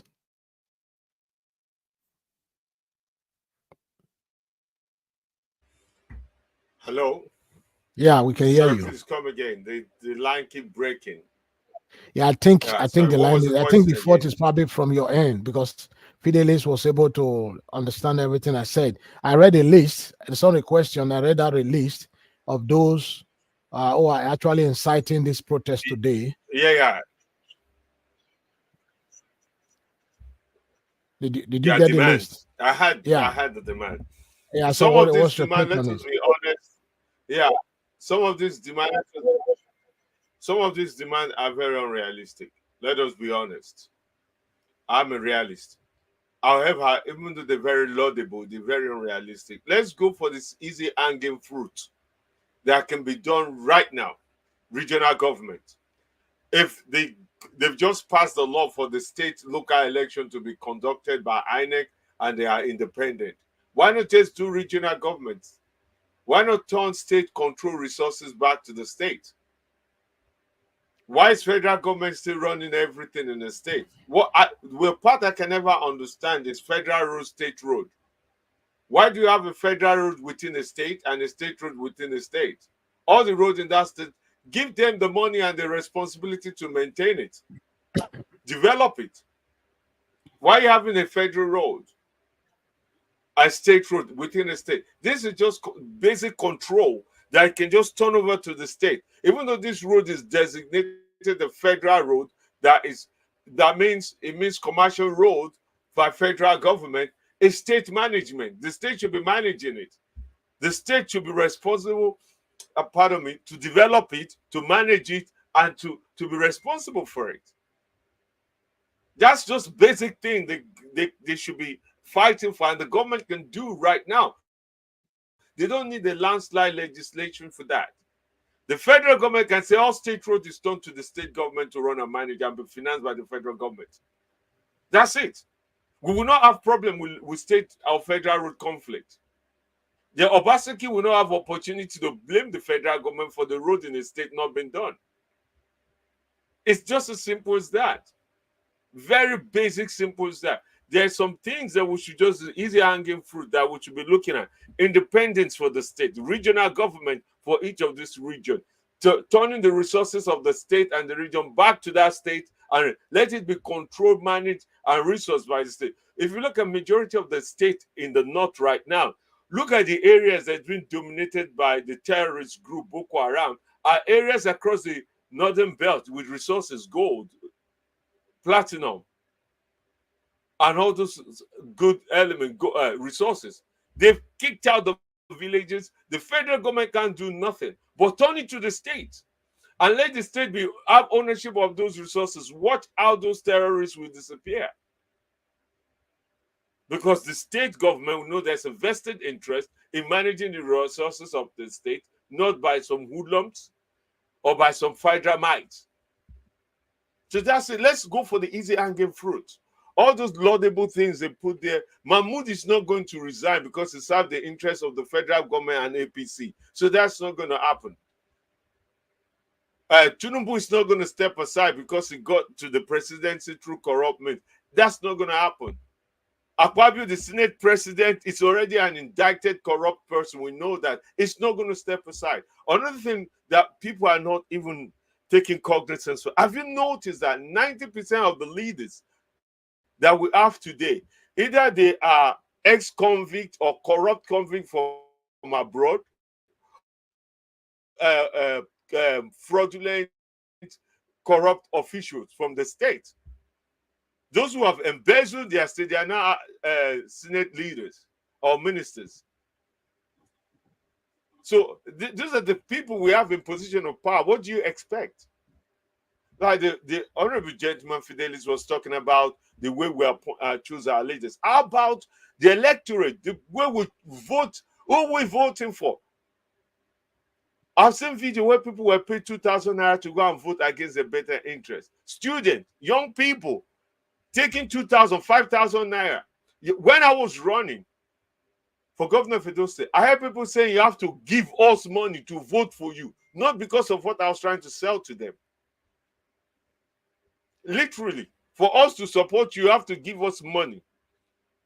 Regardless, so those are the problem. We have to also focus on the electorate.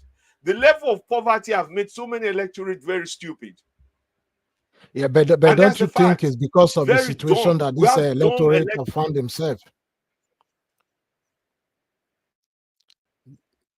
No. It's because we have very stupid, ignorant electorate. With that, and we're not ready to address democracy. There are two elements of democracy that we need to focus on: the media and the electorate. The media are very weak-minded people. The most people who have influenced Nigerian media today are people outside Nigeria, people like yourself, doing shows, telling the Nigerians the truth. Most Nigerians are getting their fact from bloggers, from internet, than the media in Nigeria. They're cowards. Only one or two people in the Nigerian media are speaking truth to power and trying to educate people. Once we get the media right, then we get the population educated. The politician will not get away with what they're getting away with. The electorate are very, I'm saying this, and then you can take me to the bank on this. The electorate, Nigerian electorate, are very stupid. They're cowards. And it's the fact. They are uneducated on purpose. They choose not to be educated about the politicking of how can a fully grown man or a fully exposed man know a candidate is terrible and you collect money and try to make people vote for that candidate. Not for your conscience, not for the generation to come. How can you give a person money to go and help canvass? They put the money in their personal pocket. And people at the market, you go to the market people, they're overtaxed, they're overburdened. They'll be asking for money to support you. You go to the villagers, you go to the young people, and you'll be asking money, not for the ideas you're trying to espouse to them. And somebody come a day or two before the election, say all of them take 2,000. They all queue up and say, yeah, Ranka did it. And the person never come back until next election. New school, you not get. New road, you're not fixed. Your health is not good. How was Tinubu able to win? He didn't win because he espoused any policy. Yes, it's true. He bought the presidency because there's loads of weak-minded, weak, lazy-ass Nigerians who supported Tinubu to that point. Did Tinubu rig one vote by himself? No, he didn't. Did Tinubu manipulate one result? No, he did not. Tinubu can only vote once. And he did. For himself, obviously. But all through this whole nation, did Tinubu go to any place personally to rig anything? No. If we take it by the statement that he rigged it, let's just take that fact. Say he rigged it. How did he do it? He used the same dumbass people who are complaining today. He used the same officials who are complaining today. He used the same Nigerians to get to where he is today. So why complain against him? Because we are not any better or different from those politicians we've allowed to get into position of power. How did Akpabio become Senate president? Go and look at his record from his state. Thank you. You have the floor again. While you were just explaining to our audience, we have a video coming out from Adamawa State.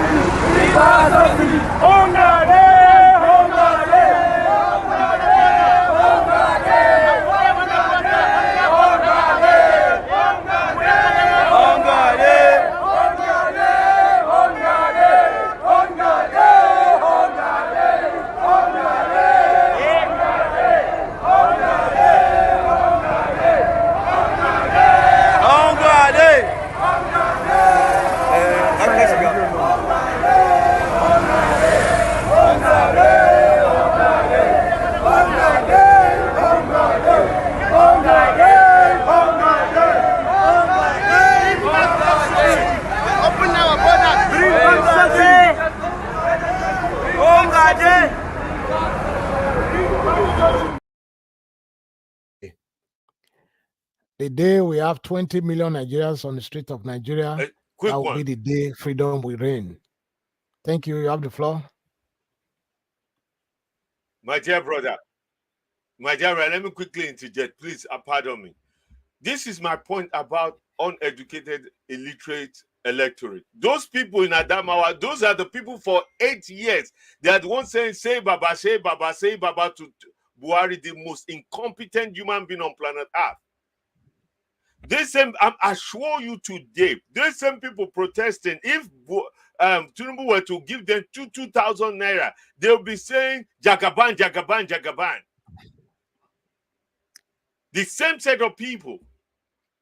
So before we point an accusing finger to the politician in office, we should look at ourselves, the electorate. How have we educated the electorate? So we owe the media personally responsible for it. Nobody else. My brother, I understand your point very clearly. The truth is, they've conditioned these people to this level. They've conditioned them to the level of poverty that whenever they give them 1,000 or even 500 naira, they are so excited. Because they've conditioned them to that level. That is why they need to break the chain. They need to break away from that chain, the chain of poverty, the chain of that, reducement to nothing in their own country. They need to break away from that chain, break the chain. Once they break the chain loose, you see there'll be a different Nigeria. That's why we always say, the day we have 20 million Nigerians on the street, that's the day our freedom will come. 20 million Nigerians on the street. We only have less than 1.1 million, 1 million. All together, all combined together, all the security service, they are less than 1 million. They cannot shoot 20 million Nigerians on the street if they want to go on that route. Well, we pray they shouldn't, because their family, they are also feeling the pain, just like you and I, just like my family or your family, just like our friends and our well-wishers are feeling the pain. The police are feeling it. They're only just doing, discharging their duties. The police families are feeling it. I have a video I just uploaded yesterday. Some of the military men on the front line, if you see the food that they were being served, my brother, you cry for your beloved country. I uploaded the video yesterday. The officer didn't want to show his face for fear of, unknown. But he videoed the food that was being served to the military men, defending the territorial district, the district of Nigeria. Defending our fatherland. They were being fed some useless food like dogs. The food the politicians would not dare feed their dogs at home. That was what they were feeding our soldiers in uniform. You think they are not feeling it? But they are only pretending. The day they will see 20 million Nigerians on the street, they will gladly put their uniform and join the protest. That is why what we've started now, today is the first day of this protest. It's 10 days. Nobody should burn any building. Nobody should loot any shop. Let the protest be peaceful, well coordinated, and orderly. so that for the next 9 days, the remaining 9 days, Nigerians will be able to register their grievances, shake the very foundation of the country that we said we were going to come out to protest for 10 days. Yes, we did. So next time, when they decide to hit the street again, the leaders, they'll sit upright. Before the next time, before that next time, they might decide to change some of their bad ways that has brought Nigeria to their knees today. Fidelis, you have the floor. Thank you very much. Thank you very much. I want to say something. My brother, you cannot blame the people, because if you watch this last election, it was rigged by INEC. People came out to vote massively for their choice candidate. INEC was the one that rigged the election. INEC was the ones that rigged the election. Imagine Lagos, the form ETSA, that form, what's it called? Up till now, INEC cannot provide that form. Up till now. So the thing is that the people they've been awakened. People, they are enlightened now, they know how to vote. They can collect your money and vote their conscience. But the process, let them start voting, and immediately you vote, the result is coming out. You will see big difference. If you like to give person 50,000, the person will collect the 50,000 and vote his choice or her choice. The process is too corrupt. Look at what they are doing now. Edo State, they brought Wike's person there because Wike is head bent on destroying Obaseki. APC, they are head bent on destroying Labour Party in Edo State. So should the election be run like that? No. So we must, that is my own pain, is the election. The people are trying now. They are waking up. Not like before. You just come and give them. Now they will collect the money and still vote their conscience. Look at what they did at Bodilon. They voted for Labour Party. That's to tell you that the problem we are having now is is INEC.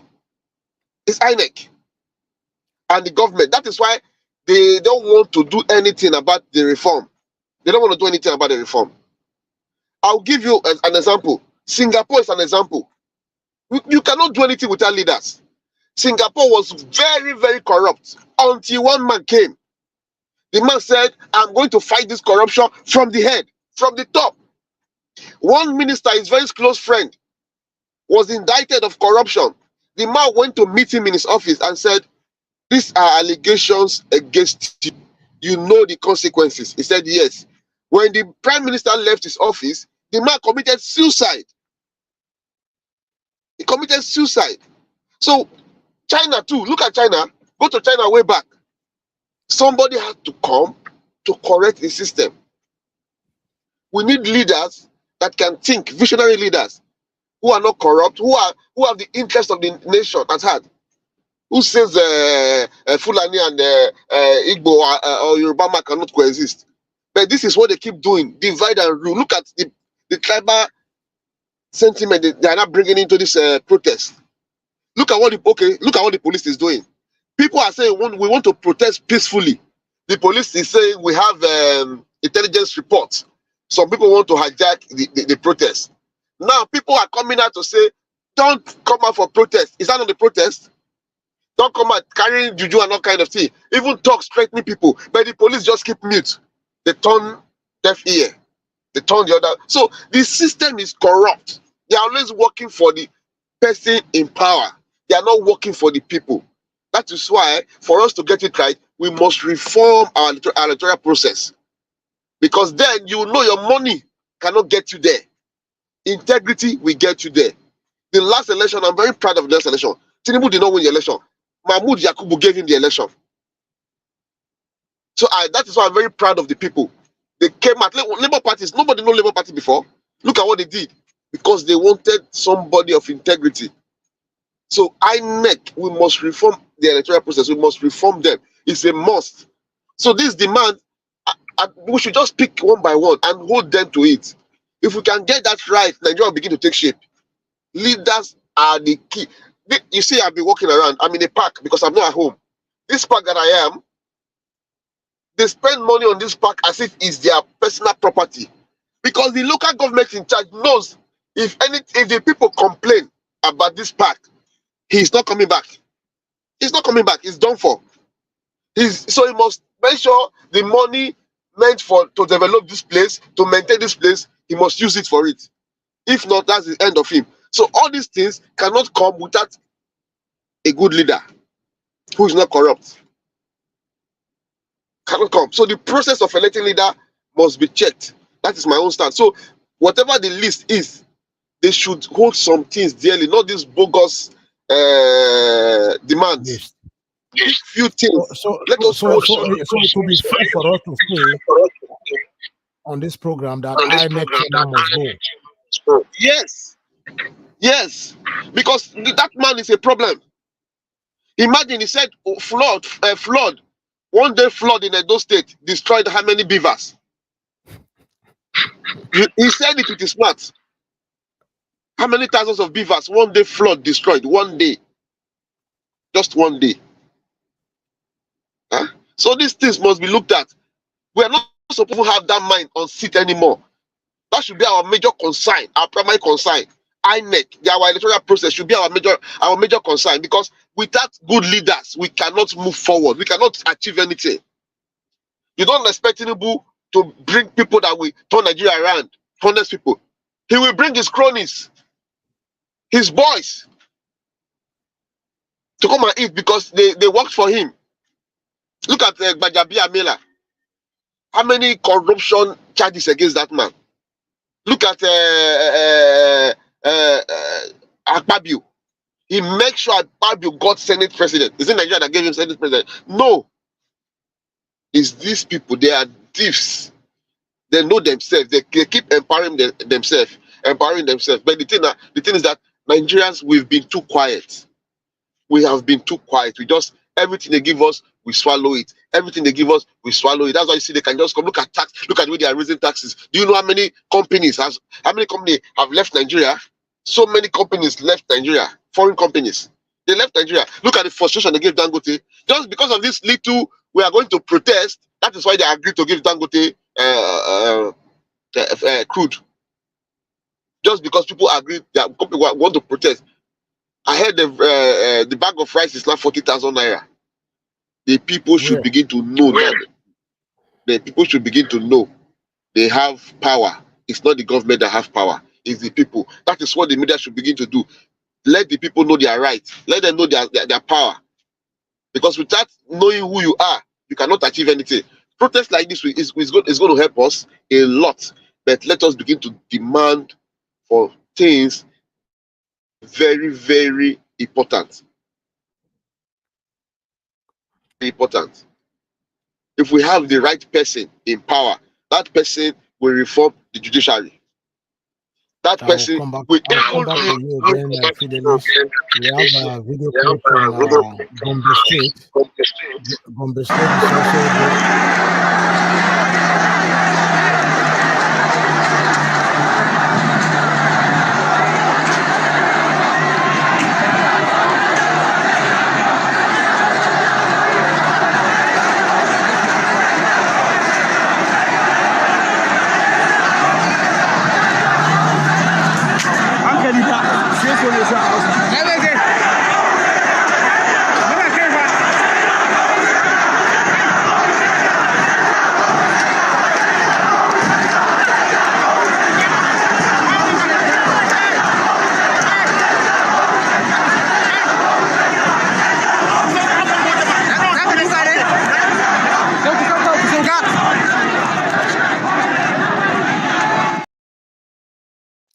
Thank you so much, Gombe State, for representing us. The day we will have 2 million Nigerians on the street, that will be the day our freedom shall come. Freedom is not something that you just pluck ordinarily from the sky or from the tree. You have to fight for your freedom. Let's also quickly check on the channel news and see what they have. Let's see their broadcast, what they're up to.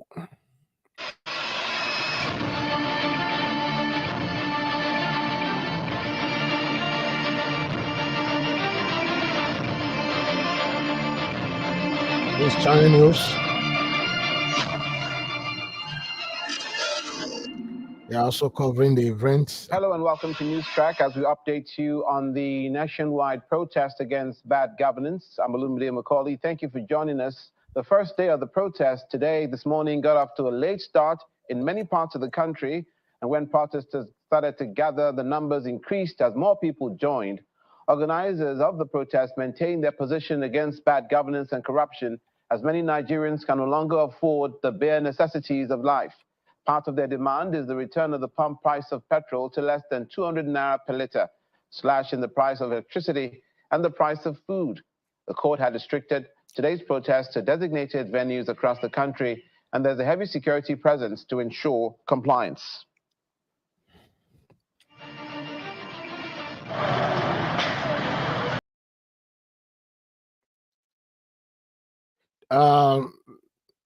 MD, do you think it's fair for the court to have restrained the protester to certain part of the country? For example, Abuja, Igbo Square is known for protests. That was where Bola Ahmed Tinubu, where Wole Soyinka and so many others led the protests during the 2012 protests.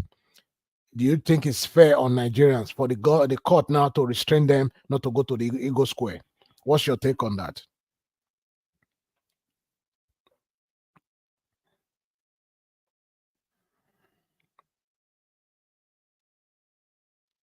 MD. Hello, sorry, were you talking to me? You keep breaking in and out. I don't know. So what was the question? I only had the last part. Fidelis, did you hear my question? Did you hear my question? Yes. So then it must be from your end. MD. Because we are all on the same network.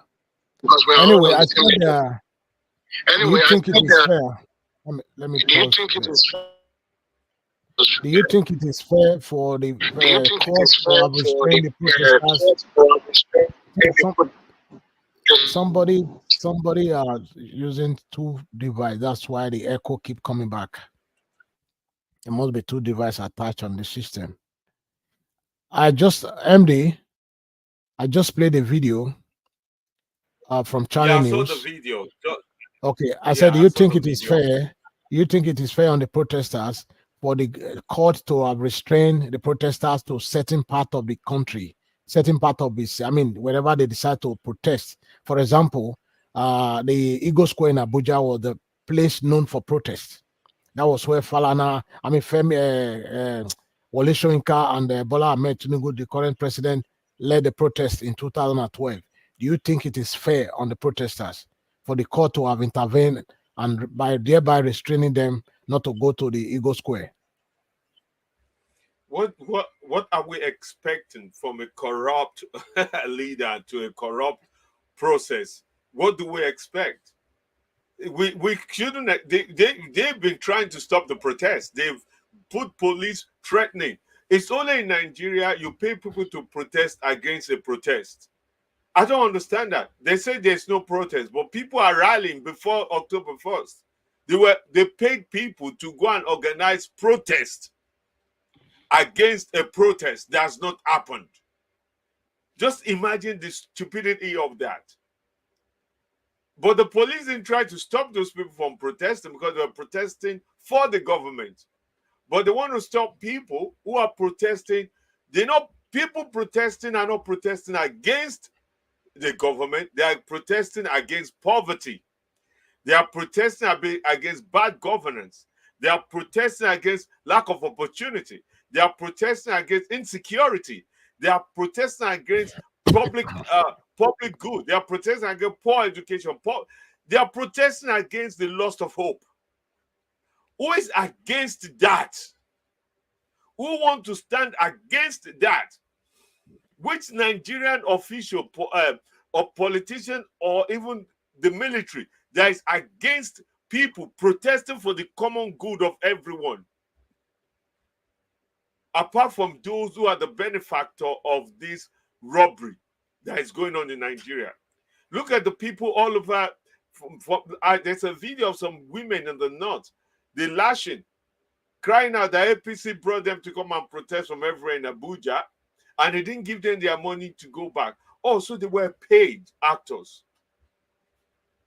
Look at traditional rulers. That suppose the ethos of traditional rulers is about the people. A king without a kingdom is not a king. And a king represents its people, not politicians. They're now threatening, like most especially in Lagos State, that, oh, they're going to do Oro, this festival, to stop people from protesting against poverty. Where were they when the bag of rice went from 5,000 to 90,000? Oh, because they are getting paid. The government is giving them bag of rice and they're getting paid. They are fine. So their own kingdom, people in their kingdom can suffer and die. They are okay. So they want to protest against their paymaster, not for their people they're supposed to be king over. You see, that's a problem. So what do you expect? Of course, I was expecting that the government to go all over the country, to even go to the court, use whatever means possible to stop people from coming out to express their anger. But this is the danger. If the government think they will succeed in suppressing this rally, what they are now encouraging is violence that will lead to civil war. And if they're not careful, that would happen. If simple adjustment, economic adjustment are not being made,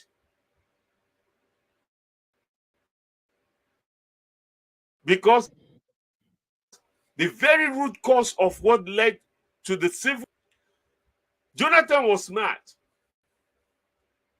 Jonathan looked at this. Jonathan did not lose the election 2015. He didn't. The Buhari and the Tinubu just declared victory. Go and take the data. He did not lose the election. APC was an unknown entity by 2015. 90%, I would say 80% of the state were controlled by PDP. In an election when we have no BVN, in an election where vote has no record, do you think if Jonathan wanted to declare himself the presidency after the election, couldn't? What would have happened? What was Buhari saying then? Buhari threatened to burn down Nigeria if he did not become president. That was his threat. Go and check it. That if he did not become president, Nigeria will go to hell. These are the people that came to power through threat and violence. They're now telling people not to protest against them. Go and look at the rhetoric they were saying 2011-12, up the way to the election of 2015. It was threat, it was anarchy, it was bloodshed. That was their promise. Buhari was willing to unleash the 11 million votes he had over Nigeria to burn down Nigeria. Jonathan did the mistake. Jonathan should immediately give them regional government. You want to burn down? This is your regional government. Go and burn down your state. Control your state. This will keep happening no matter who's in the office until we have regional and state control. Let the state control their resources. Let them pay no more than 20% taxes. Let businesses go and settle anywhere they want and pay only state tax. And let state pay federal tax. This is a simple thing. Every business, go and locate wherever you are. You don't pay state tax and federal tax. The federal tax, corporate federal tax, is close to about 30-something%. Then the state tax is about 7.5%. By that time you put both taxes together, you're already running a loss as a corporate business. We should eliminate federal tax. You can't pay federal tax and state tax. We should eliminate federal tax and let every business go and locate in any state and pay only state tax. That's it. These are the things they should focus on. If we really want to have economic regeneration in each state, let any businesses want to go and locate wherever they are, pay only state tax. Federal tax, 17. Let state now contribute no more than 20% to the federal budget. That's it, to the federal government. Let the federal government now use their own imagination to generate money. Let's have decentralized police. Decentralized, these are common things. Decentralized police. Let each state have their police control. They say, oh no, if the state have their own police department, what will happen is the governor will use the police against the citizen or their political opponent. They're already doing that. The governor is the chief executive arm force of the state. The governor is the head of the security of the state. The the DP of the state report to the governor. If the governor doesn't want the DP of that state in the state, it will remove him. It will ask for that person to be transferred. So these are common sense logic things. Let's have state police. The security of the state then is in the hand of the governor. If the governor uses it against his enemy, the governor is only going to be there for 8 years. He will leave. Somebody else will come. And that is the process we should be campaigning for. We are not going to change the electorate because the electorate are dumb. And it's the truth. But we can change the process that get this electorate out of their dumbness. Like doing the basic things. I yield. Thank you. Thank you so much. Fidelis, your take on that as well. You see, the judiciary has been compromised. I've never heard it before where a court is giving restricting protest to a particular place just because Wike doesn't want the protest to hold in Abuja. Wike has been manipulating the justice system in Nigeria. Wike. That is why he has been compensated. They've given his wife chief judge. You see, all these are the things we are talking about. Because you are the president, you it's like you pocket the whole country. You decide who becomes the chief judge, you decide who becomes INEC chairman, you decide who becomes this, you decide who becomes that. Now you now put people that will do your bidding. You now put corrupt mind like you. You now place them in power. Nothing productive will ever come out from such nation. They say the judiciary is the hope of the common man. But today, judiciary is tormenting the common man. The common people want to protest. They want to lend their voice. The judiciary is saying, no, you must stay here. You can't go there. What are we talking about? Is that a country? Is that how a country should go? And I don't even know why the protesters are even listening to anybody. Don't destroy anything. Come outside peacefully. If they restrict you, if they control your movement, it's not a protest. It's not a protest. It's not a protest. Most of the how much is the salary of a soldier? The other guy the other day did one video. His salary is just 53,000 naira. He has been in the forest fighting Boko Haram. He came out and they told him to go back to his place. It's about 15K. He said there's no point going back because he's not going to spend 15K go, 50K come, to and fro, 30K. How much is left of his salary? He said he'd rather go back to Sambisa forest. That is how bad it is. And these people they're not even thinking. Look at the minimum wage they're talking about. 70,000 naira. How can that 70,000 naira take care of a family of 4? How? Just a room, just to get a room apartment now, you're talking about close to 500K in Benin City. 1 room apartment, self-contained. Talking about 5 to 700K per year. So, and how do you, no, this thing is just too much. People need to come out, be peaceful, don't destroy anything, but make sure. Let me quickly I'll give you the floor again. While we were just talking to our audience, we have a video clip.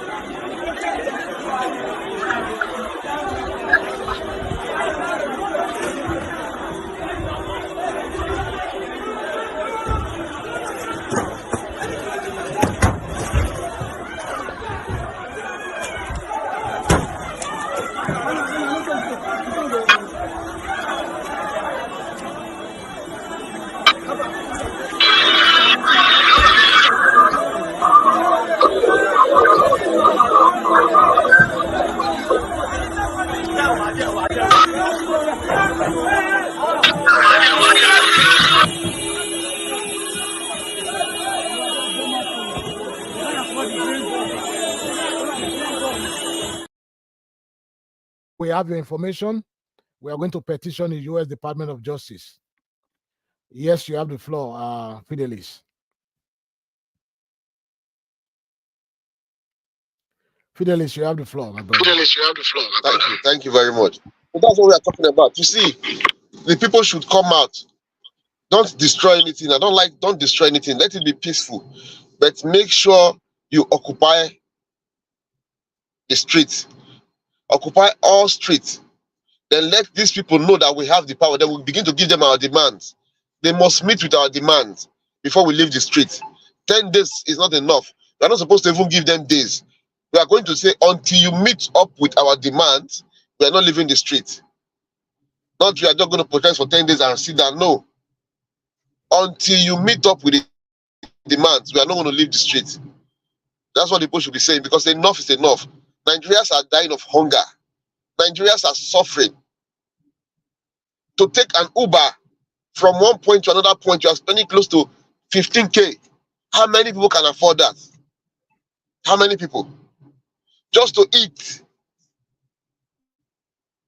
You go to an eatery, you spend close to 70K. That's the salary of a family man. It's bad. It's terrible. The situation is terrible. This government is not doing anything to elevate the people. They are just there for themselves and themselves alone. The reason why I heard that President Tinubu is a shareholder in that refinery in Malta. Most of these politicians, they have refineries abroad. That is why they don't want any refinery to work in Nigeria. Because they take our crude there, refine it, and bring it back to us. They make more money. Who are they paying this subsidy to? They are still the one. They are the one collecting the subsidy. They are the one collecting it. I don't know. You see, the government has no business with road. In this country, the government has no business. They give this road out to people, contract it out to people. Do this road, run it for 10 years, put toll. Then what the government does is they come, they subsidize for the people. They just spend little money. But Nigeria, year to year, they keep budgeting for roads. Billions upon billions. The roads, we are not seeing them. But they keep budgeting because they know if they give it out to people, they cannot eat anymore. They cannot steal anymore. So that's why they know. They go abroad, they travel abroad. They see all these things. But they don't want to do it because they are wicked, they are greedy, they are selfish. Cut cost of governance. You want to buy private jets, you want to buy a yacht, you want to buy this, and the people are suffering. The people cannot eat. Look at that. I saw one road transport worker. The rice they give them to share, it's not even up to 1 derrica. The guy rejected it. This human rights activist Deji, he went to market in Abuja. One small basket of tomatoes is 25,000 naira. People are not using carrots to do. Stew, and we have leaders. It's as if nothing is happening. Is that not enough to even tear the country down? Is that not enough for everybody to come outside and say no? Even those that voted for Tinubu because of tribalism, are they not shouting a big pamina, a big pami? It's affecting everybody. It's affecting everybody. This talk, we are scared of. How many are these talks? How many are they? They are few, just a handful. Just a handful. For a country, for anything to good, things must go bad for it to turn good. So I don't care what these people are saying. Let the people occupy the street and place their demand. We are not going back until our demand is met. If you refuse to meet our demand, we'll stay on the street. Let Nigeria keep losing money. After all, we've been suffering. The money we've been making, you guys have been stealing it. You've been stealing it. So right now, we'd rather suffer and get a good Nigeria than let things just continue like this. When Obasanjo came, we complained. Yar'Adua came, we complained. Good Luck came, it became worse than Yar'Adua. Buhari came, it became worse than Good Luck. Tinubu has come now, it's worse than Buhari. What will happen next? Who will be the next? Can we continue like this? We can't. You cannot compare. It is better we Jonathan face it squarely once and Buhari for all. You cannot That's my compare take on this Jonathan thing. Thank you regime very with, much, Buhari. my brother. You cannot compare Jonathan regime with Buhari. And Buhari regime, you can compare Buhari and Tinubu together. Yes, they are on the same boat because Tinubu told Nigeria categorically that it was going to continue from where Buhari stopped. So, the Jonathan regime was a saint. What we experienced or what we experienced during Jonathan regime was, I mean, little compared to what we are experiencing today or what we experienced under 8 years of Sai Buhari. So I'm using this medium to call on the Nigerian military, the police, the DSS, and all law enforcement agencies in Nigeria to join the end bad government and bad leaders or they will face revolution. That's the bitter truth. We've been silent for a long time. You'll be threatening Nigerians, don't do this, don't do that. But the day has come that Nigeria, we have decided to break away. We are urging the Nigerian military, the police, the SS, all these law enforcement agency to join these end bad governances. Join it, because what is going to befall Nigeria, what's going to befall everybody if they refuse to set Nigerians free, if they refuse to allow us to enjoy the dividends of democracy, if they refuse to allow us to enjoy what God has endowed Nigeria with. Nigerians are suffering all over the world, all because of failures of leadership.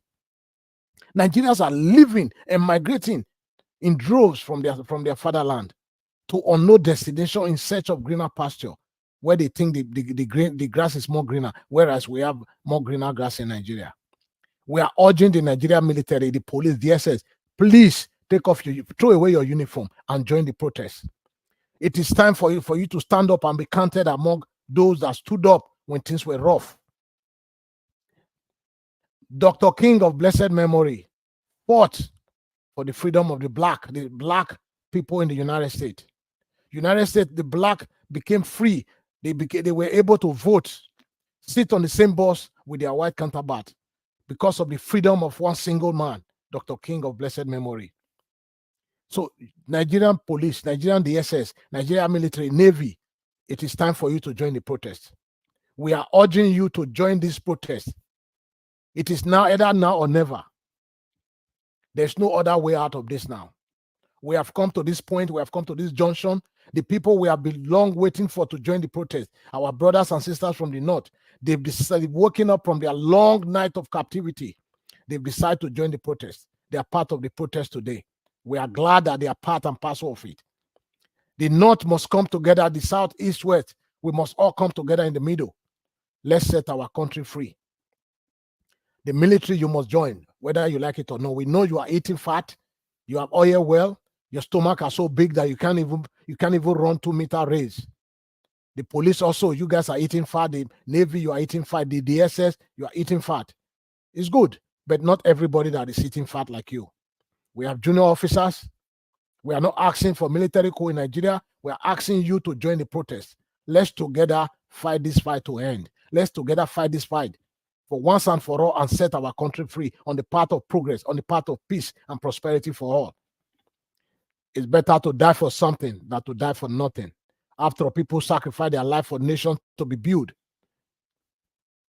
My brother Chief MD, you have the floor. Yes. I'm on the contrarian view. All right. You got a picture on the front covering both of our face. Yeah, sorry, I'm going to take it up. I'm on the contrarian view. I think there's no rally or protest that does not demand sacrifice. At this point, I think the gentleman or the genteel approach needs to come to an end. I'm not asking for the protester to burn down Nigeria, but they need to burn down the establishment. I think if they're going to riot and they're thinking of destroying stuff, please don't destroy private properties or private individual business or houses. But the politicians' property and business that you know, please, that money is not gone. They didn't get that money with genuine sweat. It's your money they've stolen. Go after it. Let them feel the pain you're feeling. Go to their houses rather than just go to their houses, your house of rep, your local chairman, your councillor, your senator, and your governor. Go to their houses and protest. Go to their business and protest. If they try to stop you, burn it down. Let them feel the pain. Let them see how to rebuild. Burn it down. We cannot expect somebody who is totally impoverished not to react. We're expecting them to be decent. We're expecting the population to be decent, to be respectful. We're expecting them to behave. But we're not asking our politicians to behave. We're not asking our politicians to be decent.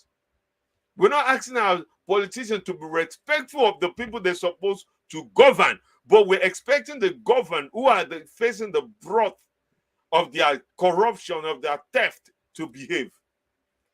If the politician cannot behave, why should the electorate behave? If the politicians are criminals, why should the electorate not be criminals? If the politicians are thieves, why the electorate are not thieves? Go and loot their business. Go and destroy their property. Go to their house. Go to their businesses. Go to their office and burn it down. Let all of us be in the same situation. As much as we are scared of our life as an average citizen walking the street, let them be scared. If you're a good politician in your local area, you will not be afraid because people would have seen your impact and your contribution. They will come to your aid and say, no, this man is good. This woman is good. This is what he's doing in our local government, in our local area, in their district. That's what they will come and defend you. But when you are there, you are lording over them. You are not doing anything for them. Burn down their houses. Burn down their businesses. Go after their cars. Go after their family. Because they are doing that against you already. They're going after your house, your security, your family, your children, your health. Why they are embezzling money to build good school for you? They are taking that money and sending their children abroad to the best schools.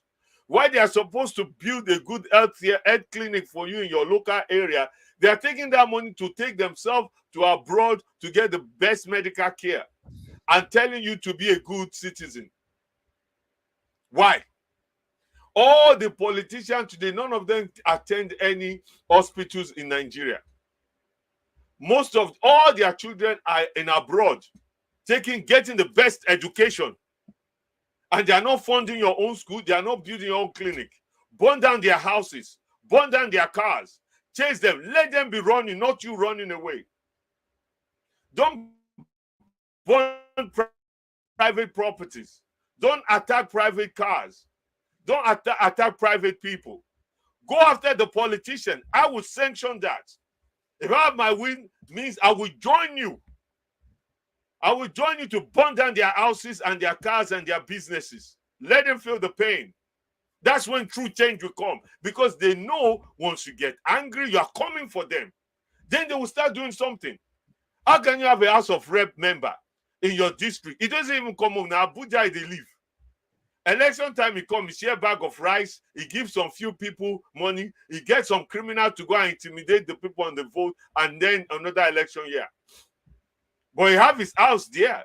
He asks him, where is his children? Even many of them, their wives are not even in Nigeria, because they've anticipated the uprising of the frustrated, let alone their children.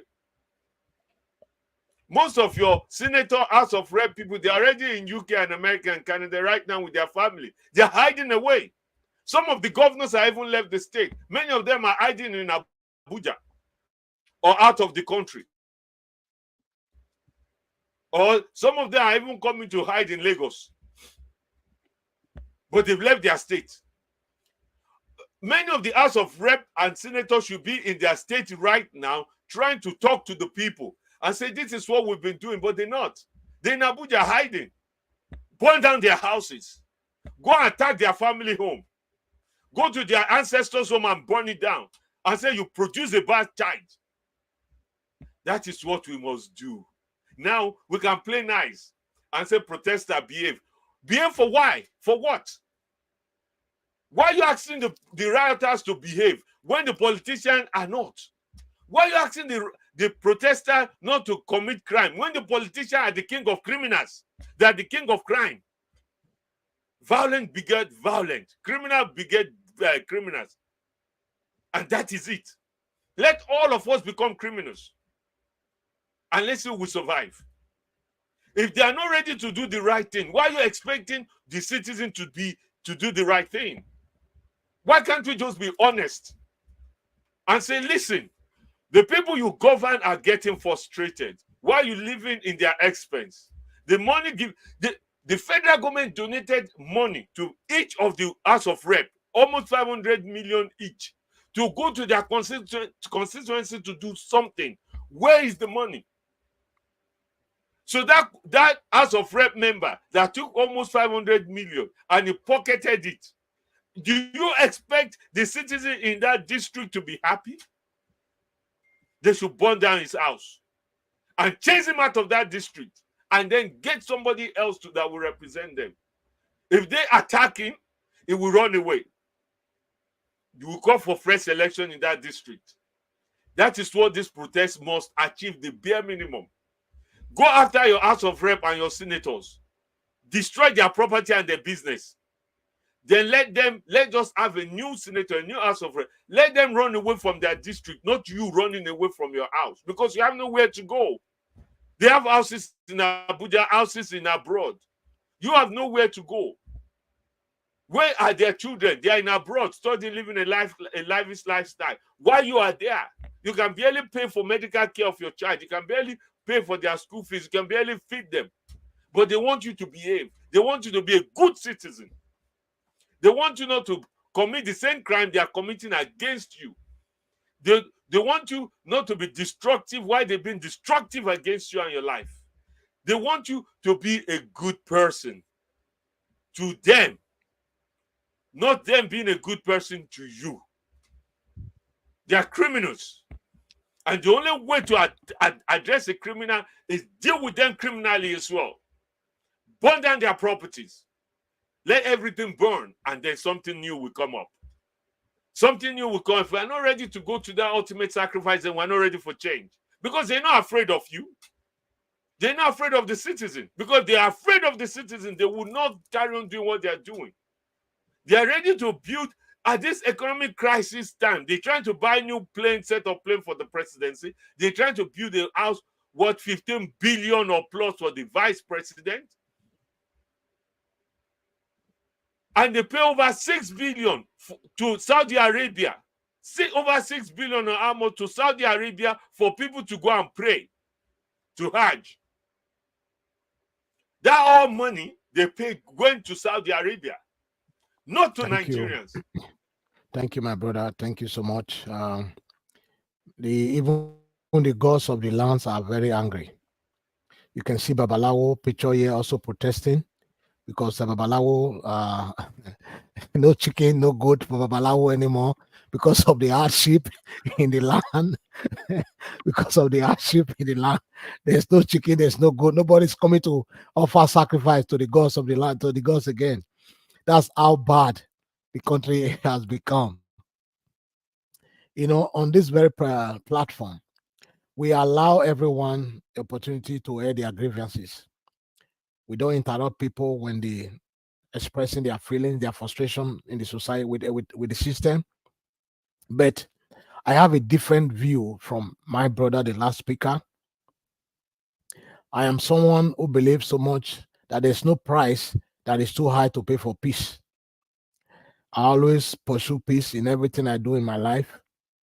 But when I say peace is over, I don't care the consequences, be whatever it may be. But I still believe that there's no need for our brothers on the street of Nigeria protesting today for them to begin to loot or burn any property. However, instead of burning those properties, we'll rather seize those properties. We'll seize the house because they refuse those mansions they live in. We'll turn into hospital when we chase them away. We turn their schools into schools for our children. We turn some of their buildings into hospital that they refuse to build. Because those properties that were built, it was built by my money, your money, our collective money. That's what they use in building those properties. We'll turn their cars to ambulance. So you see, there is no need to go after their properties. Instead, let's come together as one people. Let's chase them away, send them into exile. They can go seek refuge in Dubai, Qatar, Oman, wherever they choose. But we that has been oppressed for so long, we are now have the opportunity to rebuild our country the way we want it. We'll be able to do things for the next generation, because the generation before us has already failed us. They failed my generation. They failed the generation after me. So I don't believe in violence. I don't believe in looting, burning of anything. Like I said, let's focus on the goal. The goal is to chase away these idiots, this buffon, kakaworm, pagaworm that has been eating the stem of our foundation dry. That is the goal, to chase them away, send them into exile. Yes, I'm for that.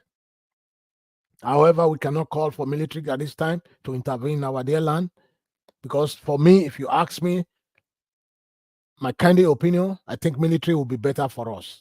Because if I look at what is going on in Burkina Faso today, how the young military officer, less than 40 years old, the ruler of Burkina Faso, what he has been able to achieve within the shortest time in office, he has been able to put Burkina Faso on the right path of history. He has the spirit of Thomas Sankara, whose life was cut short by the saboteurs within the system. Look at what he has done successfully. He has been able to empower the youth. He has been able to put Burkina Faso in the true map where the founding father of Burkina Faso envisaged by Burkina Faso supposed or where to be at this point in time in history. Our militaries have been overfed. They've been in bed with corrupt politicians. So we do not have any young officers that will do the needful. However, we still believe in them. We have democracy for today, and we believe that people have the power to chase away this buffon from the system. If 20 million people barricade the streets of Nigeria today in a peaceful protest, all they need to do is, we are not turning back. That's the song they need to sing. No turning back, no going back. We want freedom. We want to free Nigeria. We want Nigeria that everybody will be proud to call our dear nation. That yes, I am in Nigeria, because we are so blessed. We are one of the most blessed species on the surface of this planet. Every nation on the earth envies Nigeria, because talk about the best thief is from Nigeria. The best fraudster is from Nigeria. The best doctors is from Nigeria. The best any academician, whatever, just name it, they are from Nigeria. What else do we want from God Almighty that He has not done for us as a nation? So I don't believe in violence. I will never preach violence. I am a man of peace, and I believe there's no price that is too high to pay for peace. So I'm advising my brothers and sisters on the streets of Nigeria, do not loot, do not burn. We are going to save those properties of theirs. We're going to turn them into what they refuse to do for us. Fidelis, you have the floor. Thank you. Thank you very much. The truth of the matter is, I believe in this principle. If you want to harvest anything, you must first kill that seed for it to grow, for it to harvest. Nigerians, we've suffered for too long. For too long. I don't want them to go destroying private property or public property, but let them find a way to hold these politicians. Hold them ransom. Whatever it is you do to hurt them, to make them realize your pain, we need to do it at this point in time. Because these guys, they've taken us for a ride for too long. They've taken us for granted for too long. For too long. If they refuse to listen to our demand, and the police and the military, this fight is for you too. You guys know what you are suffering. It's for you. Be wise. Be wise. I like Kenyan youth. If you see what they did to bring the government to their knees, you respect them. So what I'm trying to say is this. If they come out at you and start shooting, don't be scared. Don't be scared. They can't kill everybody. If they kill one, let 10,000 join the protest. Then you will see we'll bring them down to their knees. Sacrifice must be paid to achieve anything. We must remove fear. We must be very, very bold to speak to these wicked leaders. We must be very, very bold. But let's just not destroy private businesses or people's property or cars. But let us go after these leaders. We know their houses. We give them citizen arrest. Citizen arrest. And if you're out of the country, don't come back. Don't come back. Remain there until we achieve our demand. Our demand must be met. And it's not going to be met by just keeping quiet. And if we just go to the street and stay 10 days and go back, it's just a child's play to me. We'd rather stay at home. That 10 days they are talking is nonsense. We are going to be on the street, Nigeria, nothing is going to work. Nobody's going to go to work. Nobody's going to do anything for. As long as they refuse to listen to us, we are going to remain there until they listen to us. That is what I think we should do. That is my take on this protest. We don't have to just go there and erase placard. After 10 days, we go back to our houses. No. Our demand must be met. And let more people come out to join. Thank you very much. Thank you. Let's quickly watch the recent happenings right now. Development from Kaduna State. The peaceful protest has turned violent because the government power talks have hijacked the peaceful protest. Now shooting and everything taking place in Kaduna State. We are watching Arise TV live.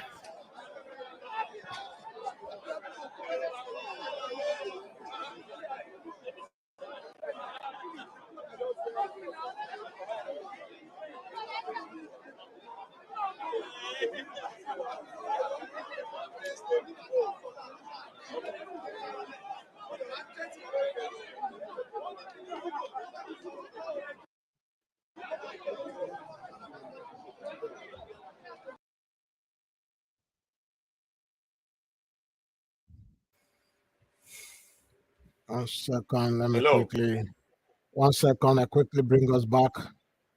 Yeah, you have the floor in a minute. Just 1 second, please. I just want to quickly bring in what's going on now in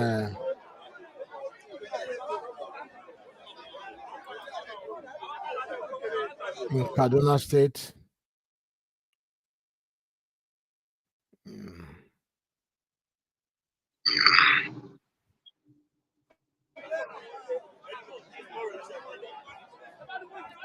Anyway, we'll come back to that again, and we'll come back to that. You have the floor, Chief Andy. Right. This is very simple, though. Right. This is very simple.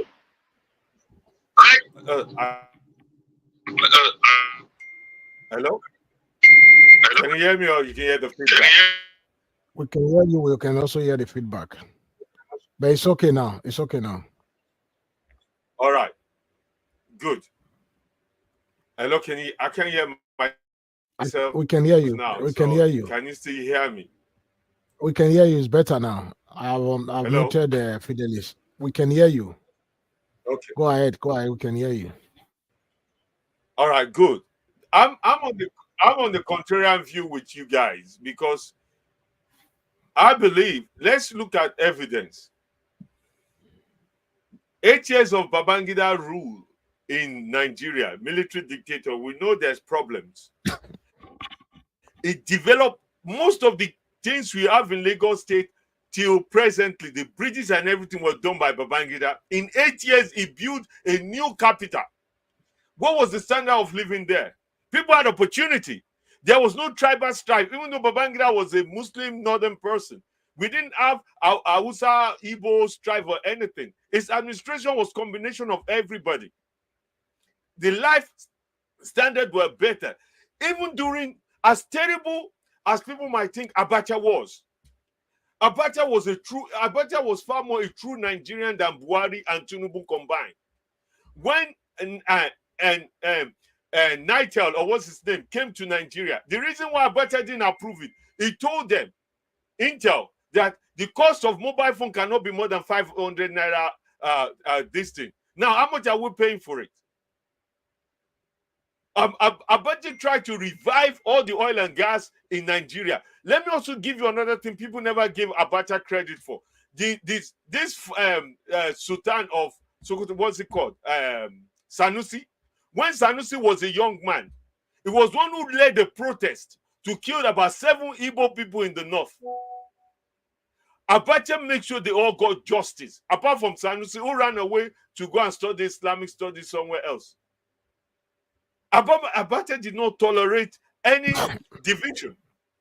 I think at this stage, if the current corrupt leaders we have are not capable to turn this country around, which you have a military government, what is happening in Burkina Faso? What is happening in Niger? Look at how their fortune have changed. What is happening in Mali? I think we should say military government should come and help us, because the civilian government we have right now are not credible, and they should prosecute all of them. Look at what happened in Burkina Faso. In one day, when the current governor leader came in, he said all the politicians giving them 24 hours or 74 hours. They raised over 200 billion in one day. They returned the money back, and they're still returning money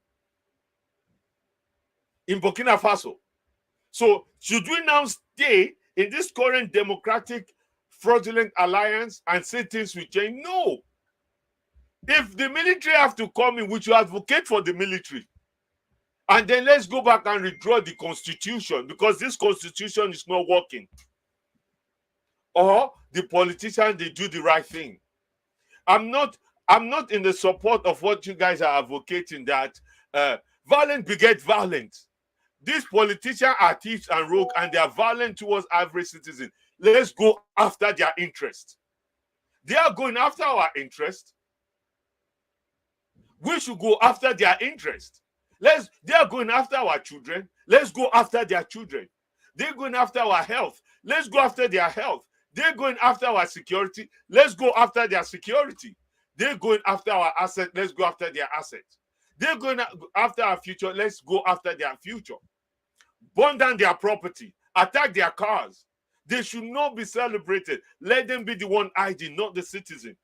They drive with securities. If they were good citizens, good politicians, they will not. Go and look at the late Jerry Rawlings. Jerry Rawlings go everywhere without security.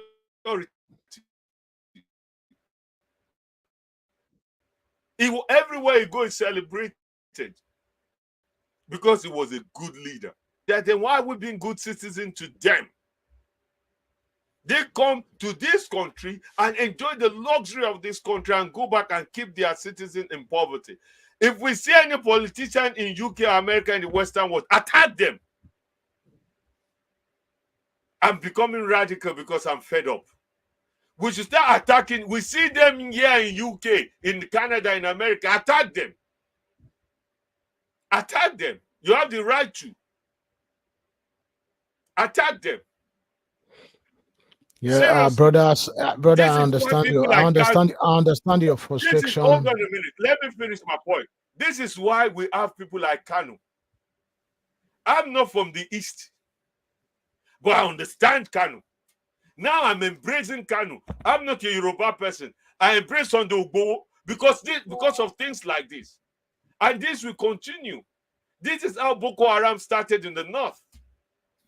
Because of things like this. And if we're not addressing it, I'm channeling the focus to those who are the problem, then we'll just be another. That's when we'll be saying it's an Igbo man, it's a Yoruba. No, it's the politician. It's your local house of rep. It's your local senator. It's your governor. It's your local chairman. Until we start stoning them to death, then we will not have peace, or we will not have true leadership. And that's where I differ. Is either military now intervene, come in and intervene, or we stone these people to death until we get the right leaders. Who cares? Who live in the community they are governed? House of Rep, we know the House of Rep spend 90% of the time in Abuja. The Senator spend 90%, which will make the role of House of Rep and Senate a part-time job. That you're only there for 2 days in the week. The rest of the time you're in your community. You're in your district working. You meet once a week. Look, once a week. Even look at the UK Parliament. The Prime Minister attends the Parliament once a week. The rest of the time you're supposed to govern. Once a week.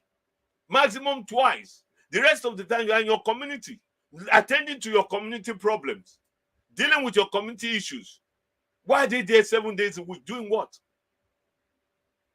Doing what? Laws they are not passing. They just here talking about how to share money. Make it a part-time thing. You only meet once or maximum twice a week. The rest of the time, go back to your local government. Go back to your local district and govern and attend to their need. We must riot. We must burn down their property and assets. And the military must be ready to come in to take over this government because enough is enough. The military did better. Babangida did better. Abacha did better than we are democracy to this point. What is the good of democracy when they keep us in poverty and Agberoism is rising? So no, I'm against that. Let's go after them and let military, if military want to come, let them intervene and by getting rid of these political principalities. I would support the military government at this point. Thank you. Thank you so much, my brother. I can understand your frustration. Myself, I am very also frustrated with the situation in Nigeria.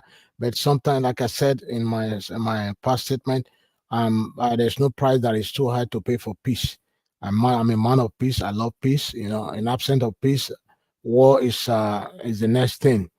So I can understand where you're coming from, because some of these things led to what gave rise to Nnamdi Kanu and Sunday Igboho, like you rightly said. I'm not a supporter of those people, but yes, I understand where they're coming from. But still, I still believe that we need to give room for democracy in Nigeria. But in absence of democracy, for me, I'm in total support of the military taking over the country, whereby they will be able to restore sanity. They will be able to restore hope, the lost hope, because like you rightly said, under Babangida, we enjoy so many things. Babangida single-handedly built the Niger Bridge, built Aso Rock, did most of the infrastructures that we are enjoying today as a Nigerian. Under Abacha, Nigeria was not owing any country. Abacha never take loan from any country in our name to loot in his own name. So yes, I understand. But my problem is, do we still have capable military leaders? Do we still have those young, hot blood? You know, the thing is that I thank God for my life that I'm not a military man, perhaps by now I probably would have been killed, because I have the mind to take over the country if I was a military officer. I have that gut. I can do it. I'm not afraid of anything. The only thing I'm afraid of is my creator, and that's it. Nothing else. So I thank God that I'm not a military officer, because if I was, maybe I would have probably been long forgotten. But do we still have those young military officers? Not those one on the top with fast stomach.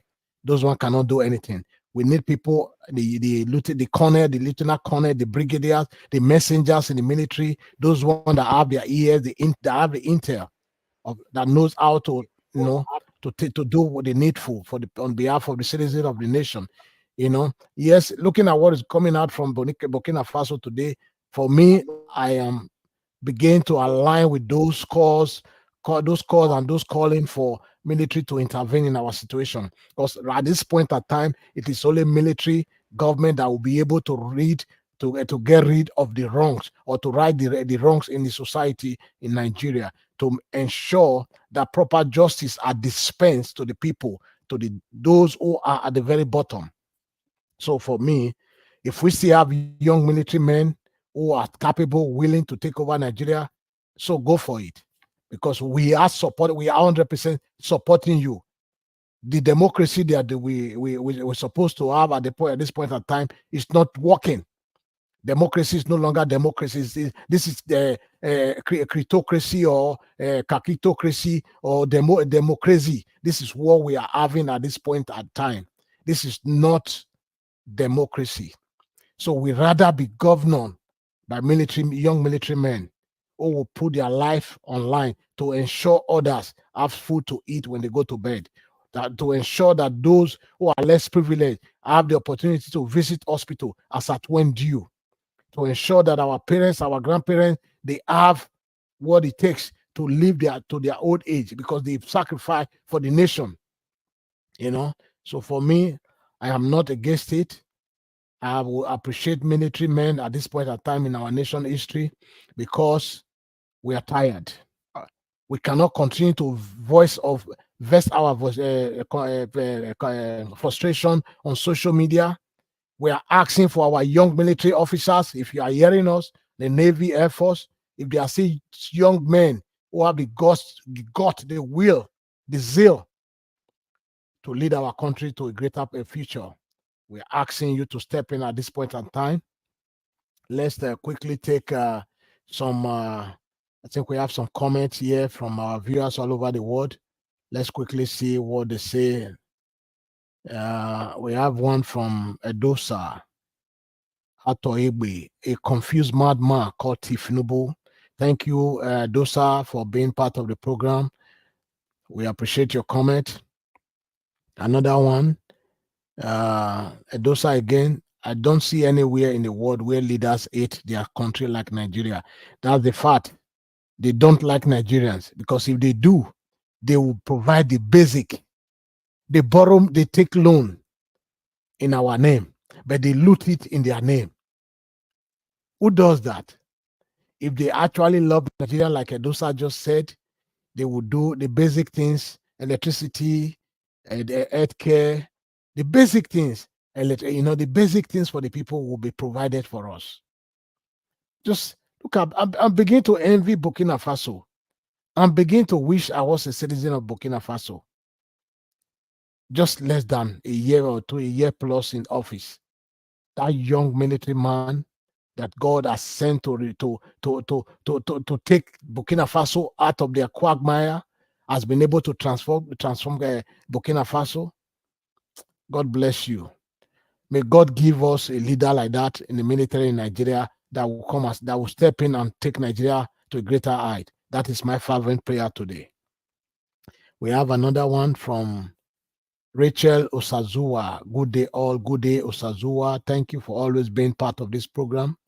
We are going to take a quick break. Let's just know we're having a really nice day, nice conversation, because we are all frustrated. We are all binded by the common destiny. We are united under one common cause, that Nigeria must be better in our time. It is my prayer, it is your prayer, it is Fidelis' prayer that Nigeria must be better. We want to see a better Nigeria that we all can be proud of. That is why we are here today. Let's quickly just listen to it. Let's just chill.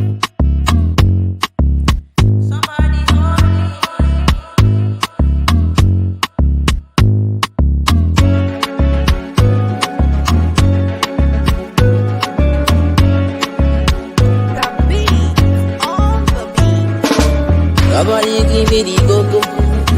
Me had it on my own. See, I know the cash go. Holy Spirit cover my soul. Practically, magically, physically, spiritually, vertically, party after party. Why you waiting patiently? Patiently, frequency go entirely. Come make we go. Hope you not go tell mommy, looking on the door. Hope you not go tell daddy. This one is in my life for fantasy. Really wanna stay when I call her Monami. Let's pull up in my SP limousine. She really shock me, I don't get it kind. Say you funny, pass Mr. Bean. This shocking all of the automatic. Automatic like Camelin. Can I call you my teddy? Oh Stacy. Really wire steady on the fire. Like a man online, wire. Pull up to the pass, we don't tire. Don't wanna live on the cover.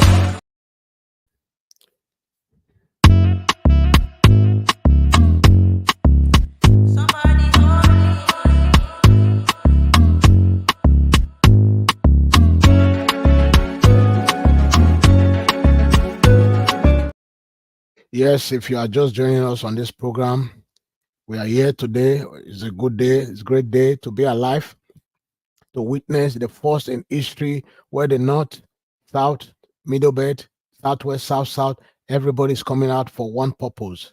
And that purpose is to end bad governance in Nigeria.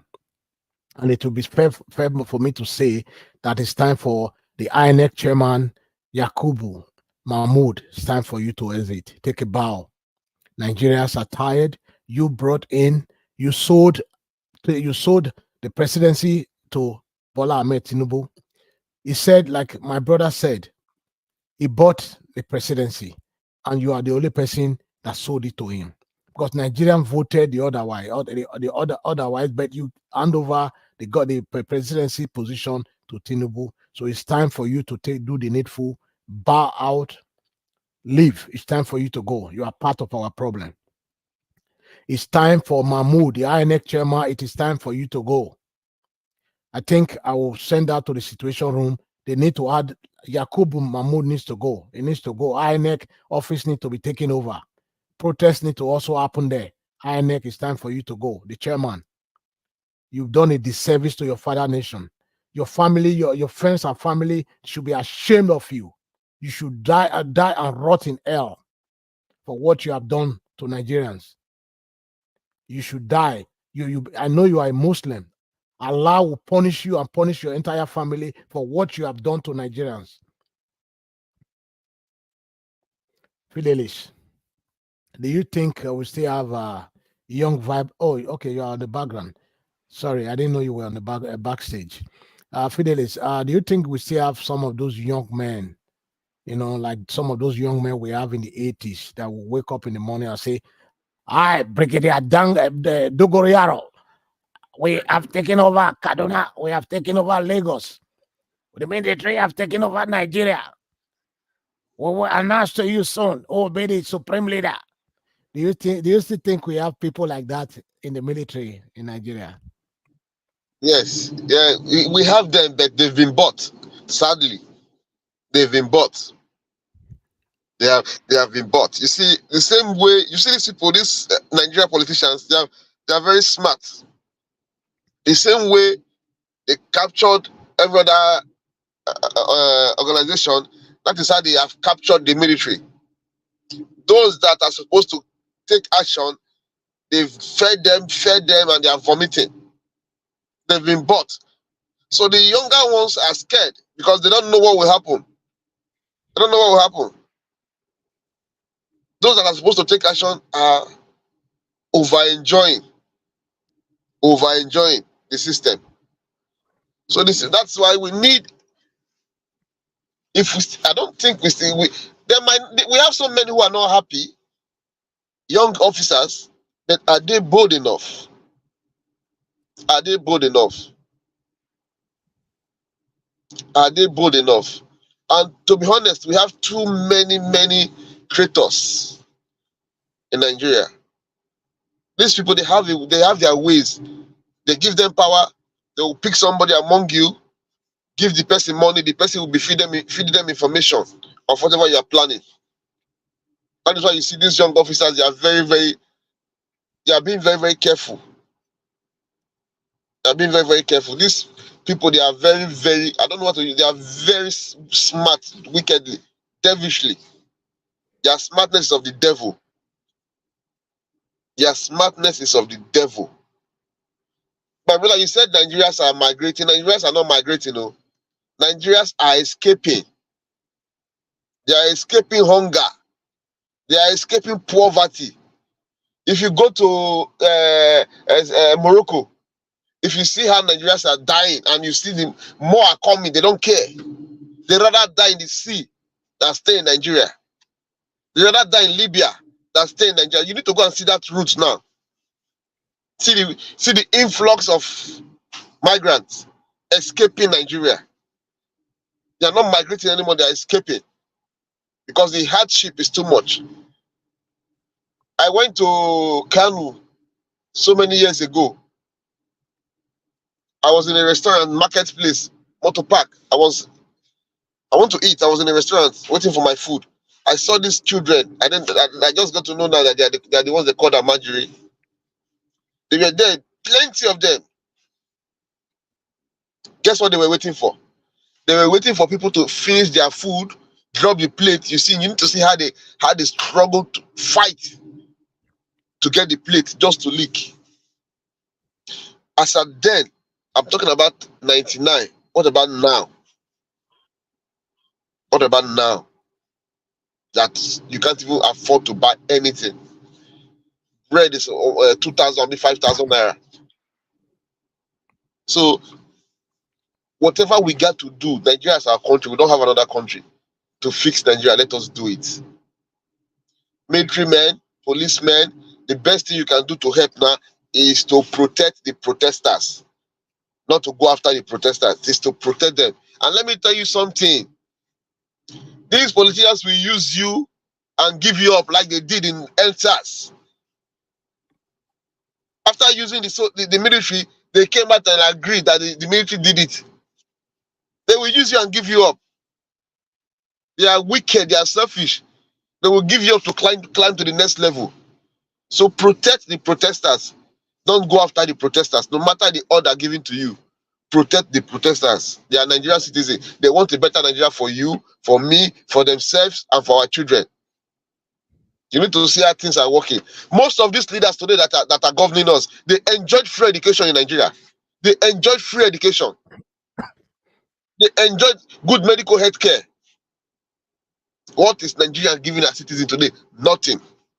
No good medical health care, no good education, no good water, no electricity, no road, insecurity. What are you enjoying as a people? What are you enjoying as a people? I saw one what do you call it, this ranking. Happiest people, we are number 4, number 5. What are we happy about? There's nothing to be happy about in that country. So please occupy the street. Stay in the street. Remain there until our demand is met. Let us begin to sing. Number 1, Mahmoud must go. Reform our electoral process. The electorate are tired of this riggy. You people keep handpicking people. We are tired. We are tired. Look at Senator Dume, because he came out to say that Nigerians are suffering. He came out to speak the truth. Immediately, they removed him as the chief whip. Do you know the message they are trying to pass to other senators? If you talk, you are gone. You are gone. That is it. That's the message they are trying to pass. And Nigerians are keeping quiet. We must not accept it. We must not.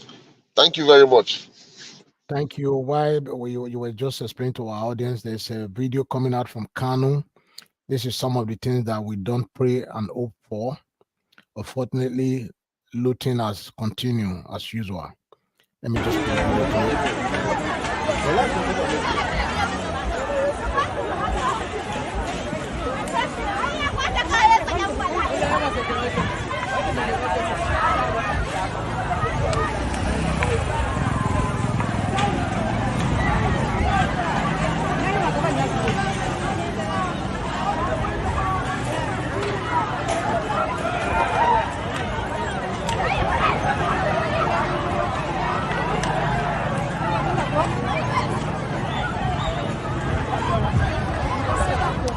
go beat them.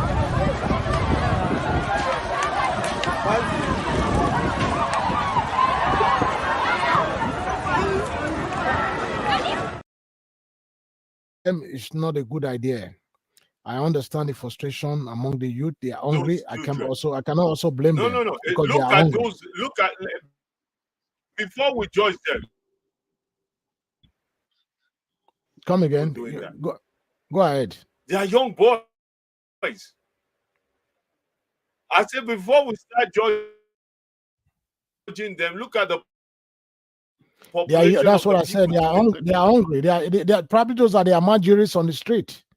They are probably the Amajiris. They are young children. No education, because this is what the country throws at them. They are also throwing it back to the country. School or in skill training. And let us be honest, I'm not encouraging.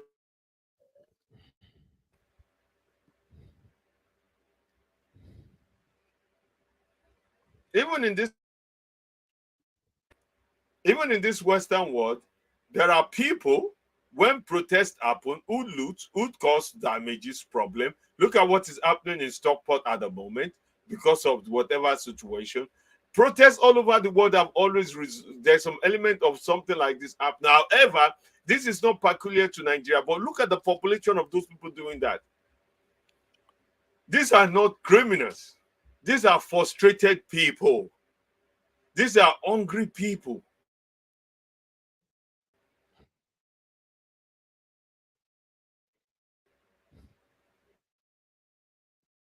These are hungry people. These are hungry people. These are people. My advice to them is don't loot private properties. Don't belong to a private person unless they know it belongs to a politician or a politician wife. If they know it belongs to a politician wife, either present or past politician, then go for it. Loot it steal the sign. But if it's a private person that owns it, please don't. But if it's a present or past politician, sitting or past politician property, wife, family, both close or extend, loot it completely. Because it's your money they've stolen to set that up. They've not stolen that money. Take it back. You are not stealing it. You are taking it by piece, block by. In fact, the old building, take the building. Steal the blocks. Take the blocks. Go and use it. I support. I'm sorry. If it's a private person that is not a politician or being in politics, then don't. I don't blame you. I don't blame you, brother. We are all frustrated. We are all frustrated. But for one simple reason. It's time to step up, then we should. We are all frustrated. Thank you. I'll come back to you again, my brother. Let me give the floor to our brother Fidelis. Let me give the floor to our brother Fidelis. It's very late in Malaysia right now, and he needs to go to bed. Fidelis, my brother, what do you want to say to the protesters? What do you want to say to the Nigerian masses who are under pressure and oppressed? What do you want to say to the entire country, the military, the Navy, the Air Force? What do you want to say to them? Summarize. You have 2 minutes. Thank you very much. My fellow Nigerians protesting for your rights, for your freedom. That is what you are protesting for. For your rights, for your freedom. Until your needs are met, please don't give up. We are with you. We are backing you with everything we can. Everything we can. Don't give up. Don't give up. Because at the long run, let me tell you the truth. We say there's no war in Nigeria, but people that are dying in Nigeria is more than those countries with war. Nigerians are dying on daily basis. The death toll in Nigeria is higher than every country that has war. So please don't give up. Keep doing it. Make sure your demands are met. Then for the policemen and the military men, remember, you have children. They don't have good health care. They don't have good education. Even your police barrack is a mess. Your salary is nothing. That is why you guys keep extorting Nigerians on the streets. Because you want to survive. It's not your fault. but this is the time to get it right. So protect the protesters, protect them, don't harm them, because at the end of the day, we all are going to benefit from this protest. It's for all of us. And you, government, if you think you are stubborn, if you think you are smart, you don't want to listen to what we want, it's a matter of time. You will reap what you sow. Thank you very much, Nigeria. God bless Nigeria. Thank you very much, my honorable brother, Prince, and my other brother there. I appreciate you guys. Unfortunately, I have to go now because it's getting late. I need to go home.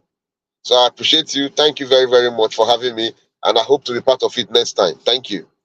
Thank you so much, my wonderful comrade in pursuit of a better Nigeria, Comrade Fidelis Ilubohemen. Thank you very always much. Appreciate you. You have done so well on behalf of Nigerians. You have been part of those who have added your voice to the lowling voice to make a better Nigeria. And my fervent prayer is collectively that we shall see a Nigeria of our dream in our own time, not after our time. So thank you. You are free to go. Thank you, my brother. Chief MD. Yes. I think we've spent some time, a lot of time here today on this fourth day of a day of range protests across the nation. First in the history of Nigeria, where the north, south, west, everybody's coming together, united under one purpose, united under one umbrella to say no, enough is enough. We are tired, we are sick of the Nigeria of today. We can do better than this. Our founding father will be rolling in their grave, wishing this is not the Nigeria they fought so hard for, that they laid their life for, that they put aside their differences to ensure that the next generation had a better Nigeria. The leaders that came before you and I, they have failed woefully, they failed categorically. There's nothing to talk about. To the extent that you and I on this program today, we are asking those who are supposed to protect the territorial district of Nigeria, those who are supposed to defend the nation when it comes to war, those who are supposed to uphold the principle of war, the conventional war, we are now asking them to come back and save us from this quagmire. It is a sad day. This is not the Nigeria that I was born and brought up in. This is not the Nigeria that my father sacrificed for. After finishing school in Birmingham University, rushed back home to serve his father's land. This is not the same Nigeria. I want you to speak to Nigerians from the depth of your heart. Speak to the Nigerian Navy, the Nigerian Army, the Nigerian Air Force, the DSS. Speak to those elected officials. You have 5 minutes to air your grievances. My fellow Nigerians, let me start with the simpler for my fellow Nigerians. This is your time to rise and shine so that the world does not see you as coward or weak. The youth of Nigeria, your future is being mortgaged out right now by this present old tats. Your future is being sold while the future of their own immediate family is secured for life. Their generation to the fourth generation will never struggle or face what you're facing. But you need to rise up to prevent that. So what you are doing, protesting right now, is to save the next generation. Is to chart a new course. Don't give up. Yeah, there might be some wayward people along the line that might do the things generally we do not expect. But that's part of protest. It comes with the good and the bad. But don't give up. Stay the course. Some people might be injured, and some might even lose their life in the process. But the revolution is paved by the blood of the righteous. So I beg of you, stay fast. Stay the course and be steadfast in it. I also want to appeal to the military. You know, the military have always been the bridge that have tried to readjust the country so that I don't fall into the hands of waywardness and bad alliance. I want to appeal to you, the Navy, the Army, the armed forces in general, most especially the police that will be engaged on a straight peace. Remember, these Nigerian protesting are also fellow Nigerians like you. They are your brothers and your sisters. They are not protesting for themselves alone, they're protesting for you. Where do a better school where you can send your children? Where a better clinic where you can take your wife and children? That is why they're on the street. So I beg of you, think. When the politicians send you outside to go and shoot and kill, ask yourself, if they were doing the right thing, would these people be protesting? If they were governing properly, would these people be protesting?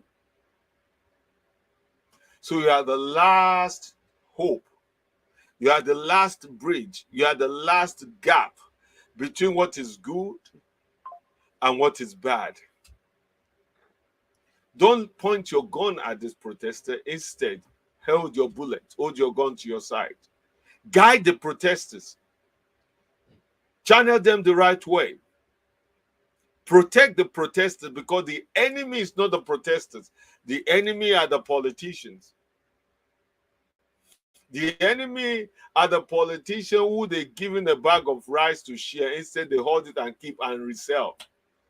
The enemy are the politicians who've been given millions to go and help their constituents. Instead, they put that million in their foreign account. The enemy is the one telling you to go and kill your fellow brothers on the street while buying houses, sending their children to schools abroad. Those are your common enemy with us. If this politician cannot deliver, I beg of you, the military, the armed forces, please take over. Take over and let's reimagine this country. Let's have a proper, do we want to go our separate ways? Do we want to have a regional government that will work for everyone? Do we want to have this federal government that's not working for anyone? That's the real truth. And unless we address those fundamentals, then we are just putting a lipstick on a pig. A pig is still a pig, no matter how you decorate a pig. So I beg of you, Nigerian youth, Nigerians, keep this fire burning. But go after the politician, not the private citizen. God bless. Thank you. I thank you, my very distinguished brother, Comrade Chief Dr. MD, for any your views. Some point we saw how passionate you became. There are things that I've never heard you said in my past shows that you said today. I'm deeply touched that you are so worried and concerned about your dear nation, Nigeria, just like many Nigerians out there, including myself. It is our hope and our prayer that our fight and our labor shall never be in vain. We have no other home but Nigeria that we call our own. No matter the passport that we are holding today, no matter the privilege that that passport opened to us, we are still Nigerians. We pray that a day should never come in the history of the Western nation that they will begin to ask that if you were not born in their country, it is time for you to go back home. If we do not have a home, if we do not have a place, a proper place to call home, where do we go? That's the question for so many of us that live in the comfort zone that say, hey, I don't care about what happened in Nigeria. Yes, of course, I do care. Nigeria is my first home. Nigeria will always remain my home. No matter what happened to me tomorrow, my body must be taken back to my native land, Nigeria. That is my home. I'm proud anytime, any day to say that I'm a Nigerian born, brought up in Nigeria, saw the good of Nigeria, also experienced some of the bad of Nigeria. Our founding father laid aside their differences. They fought so hard to have this great nation called Nigeria, a nation that's supposed to represent the largest black race on earth, a nation that the rest of Africa is supposed to look up to. But here we are today with failed leaderships, with leaders who are self-centered, who are cowards, arrogant, rose to power because they have the money, with the help of corrupt people like them. Here we are today on the 1st of August, the year 2024, the year 224. Nigerians from the east, west, south, north coming together in one voice, saying enough is enough. We are tired. We are frustrated. We rather die on the street of Nigeria than to die in our room or to die in our houses. We want change. We want a true change. The leaders are very insensitive to the plight of their citizens, to the plight of Nigerians. In the midst of all this, the Senate ran away because of the envisage that the protest could lead to NSAS 2. They ran away. They went on 7 weeks recess. The government are still borrowing in our name and looting in their name. Wants to build another vice presidential home when the prime minister of the great United Kingdom, the colonel of the colonies, the father of all countries, Commonwealth nations, the prime minister lives in 3-bedroom apartment. Here we are, a nation that the citizens can barely feed, a nation with 16 million children on the streets of Nigeria, 16 million, the size of 3 or 4 nations put together in Europe, wants to build another vice presidential palace, wants to buy a private jet. What happened to the private? What happened to all the fleets of planes that your predecessor left behind? What happened to those that the previous government left behind? You want to buy a private jet so that at the end of your tenure, you will take it as your property? And you are telling Nigerians to be quiet. You are threatening Nigeria with your DSS, with your police, with your Navy, with your Air Force, when they and their family are also feeling the pain, just like the poor masses on the street. I dare you try that again. I dare you threaten Nigerians again, because you are nobody is more Nigeria than we, the Nigerians who are suffering, who were forced to leave our fatherland because of one reason or the other. I dare you raise your voice against Nigerians. I dare you, police and your officers, shoot one Nigeria again on the street of Nigeria. I am not a man of violence, and I will never be, and you can never push me to be. But I'm telling you, today, the 1st of August, if they were asking the Navy, the Air Force, the DSS to be part of this protest, so that together we can reclaim our country back. Because I know in my heart of hearts that they are also feeling the pain, but they are afraid to say it because they have to carry out their duty. That is their responsibility. That's the oath they took to always protect the government of the day. That is why they are doing what they are doing today. But I'm telling you, if you do not make an amendment from now to 10th of August, if you do not change your ways, if you do not begin to right the wrongs today, if you don't begin to listen to the yearnings and the demand of Nigerians, what will befall you will be far worse than this. I have never asked, I have never called on the military to intervene in Nigeria, but I am beginning to align with the voices of those who want the military to intervene, who want military to take over the country, just like Burkina Faso. They are enjoying today the fruit of their founding fathers through the help of the young military officer. I'm telling you today on this program, the young military officers, the Navy, the Air Force, those of you who still have the art of Thomas Sankara, those of you who still have the art of Dogoyaro, those of you who still have the art of Gideon Oka, to rise up and defend your fatherland. Do not allow this cankerworm and pagaworm and this miscreant to destroy our nation. Nigeria is bleeding. We are so blessed that there's no nation upon the surface of this earth that can stand and say they have what it takes to be the greatest. The only country that can stand and say that in anywhere, anytime, any day is Nigeria. We are so blessed. Tell me and ask. Tell me a nation that is as blessed as Nigeria. I will show you my country. I say to you, my fellow comrades and compatriots on the streets of Nigeria, Lagos, Abuja, Kano, Gombe, Adamawa, Rivers, Edo State, and those of you who are also protesting in London, in Canada, in the US, I say, Aluta continua. It is my fervent prayer that we all shall live to see a Nigeria of our dream. If we do not give up before the finishing line, we shall live to see the Nigeria of our dream. A Nigeria that every other nation will be envious of. I say thank you for being part of this day one of this protest. Never loot.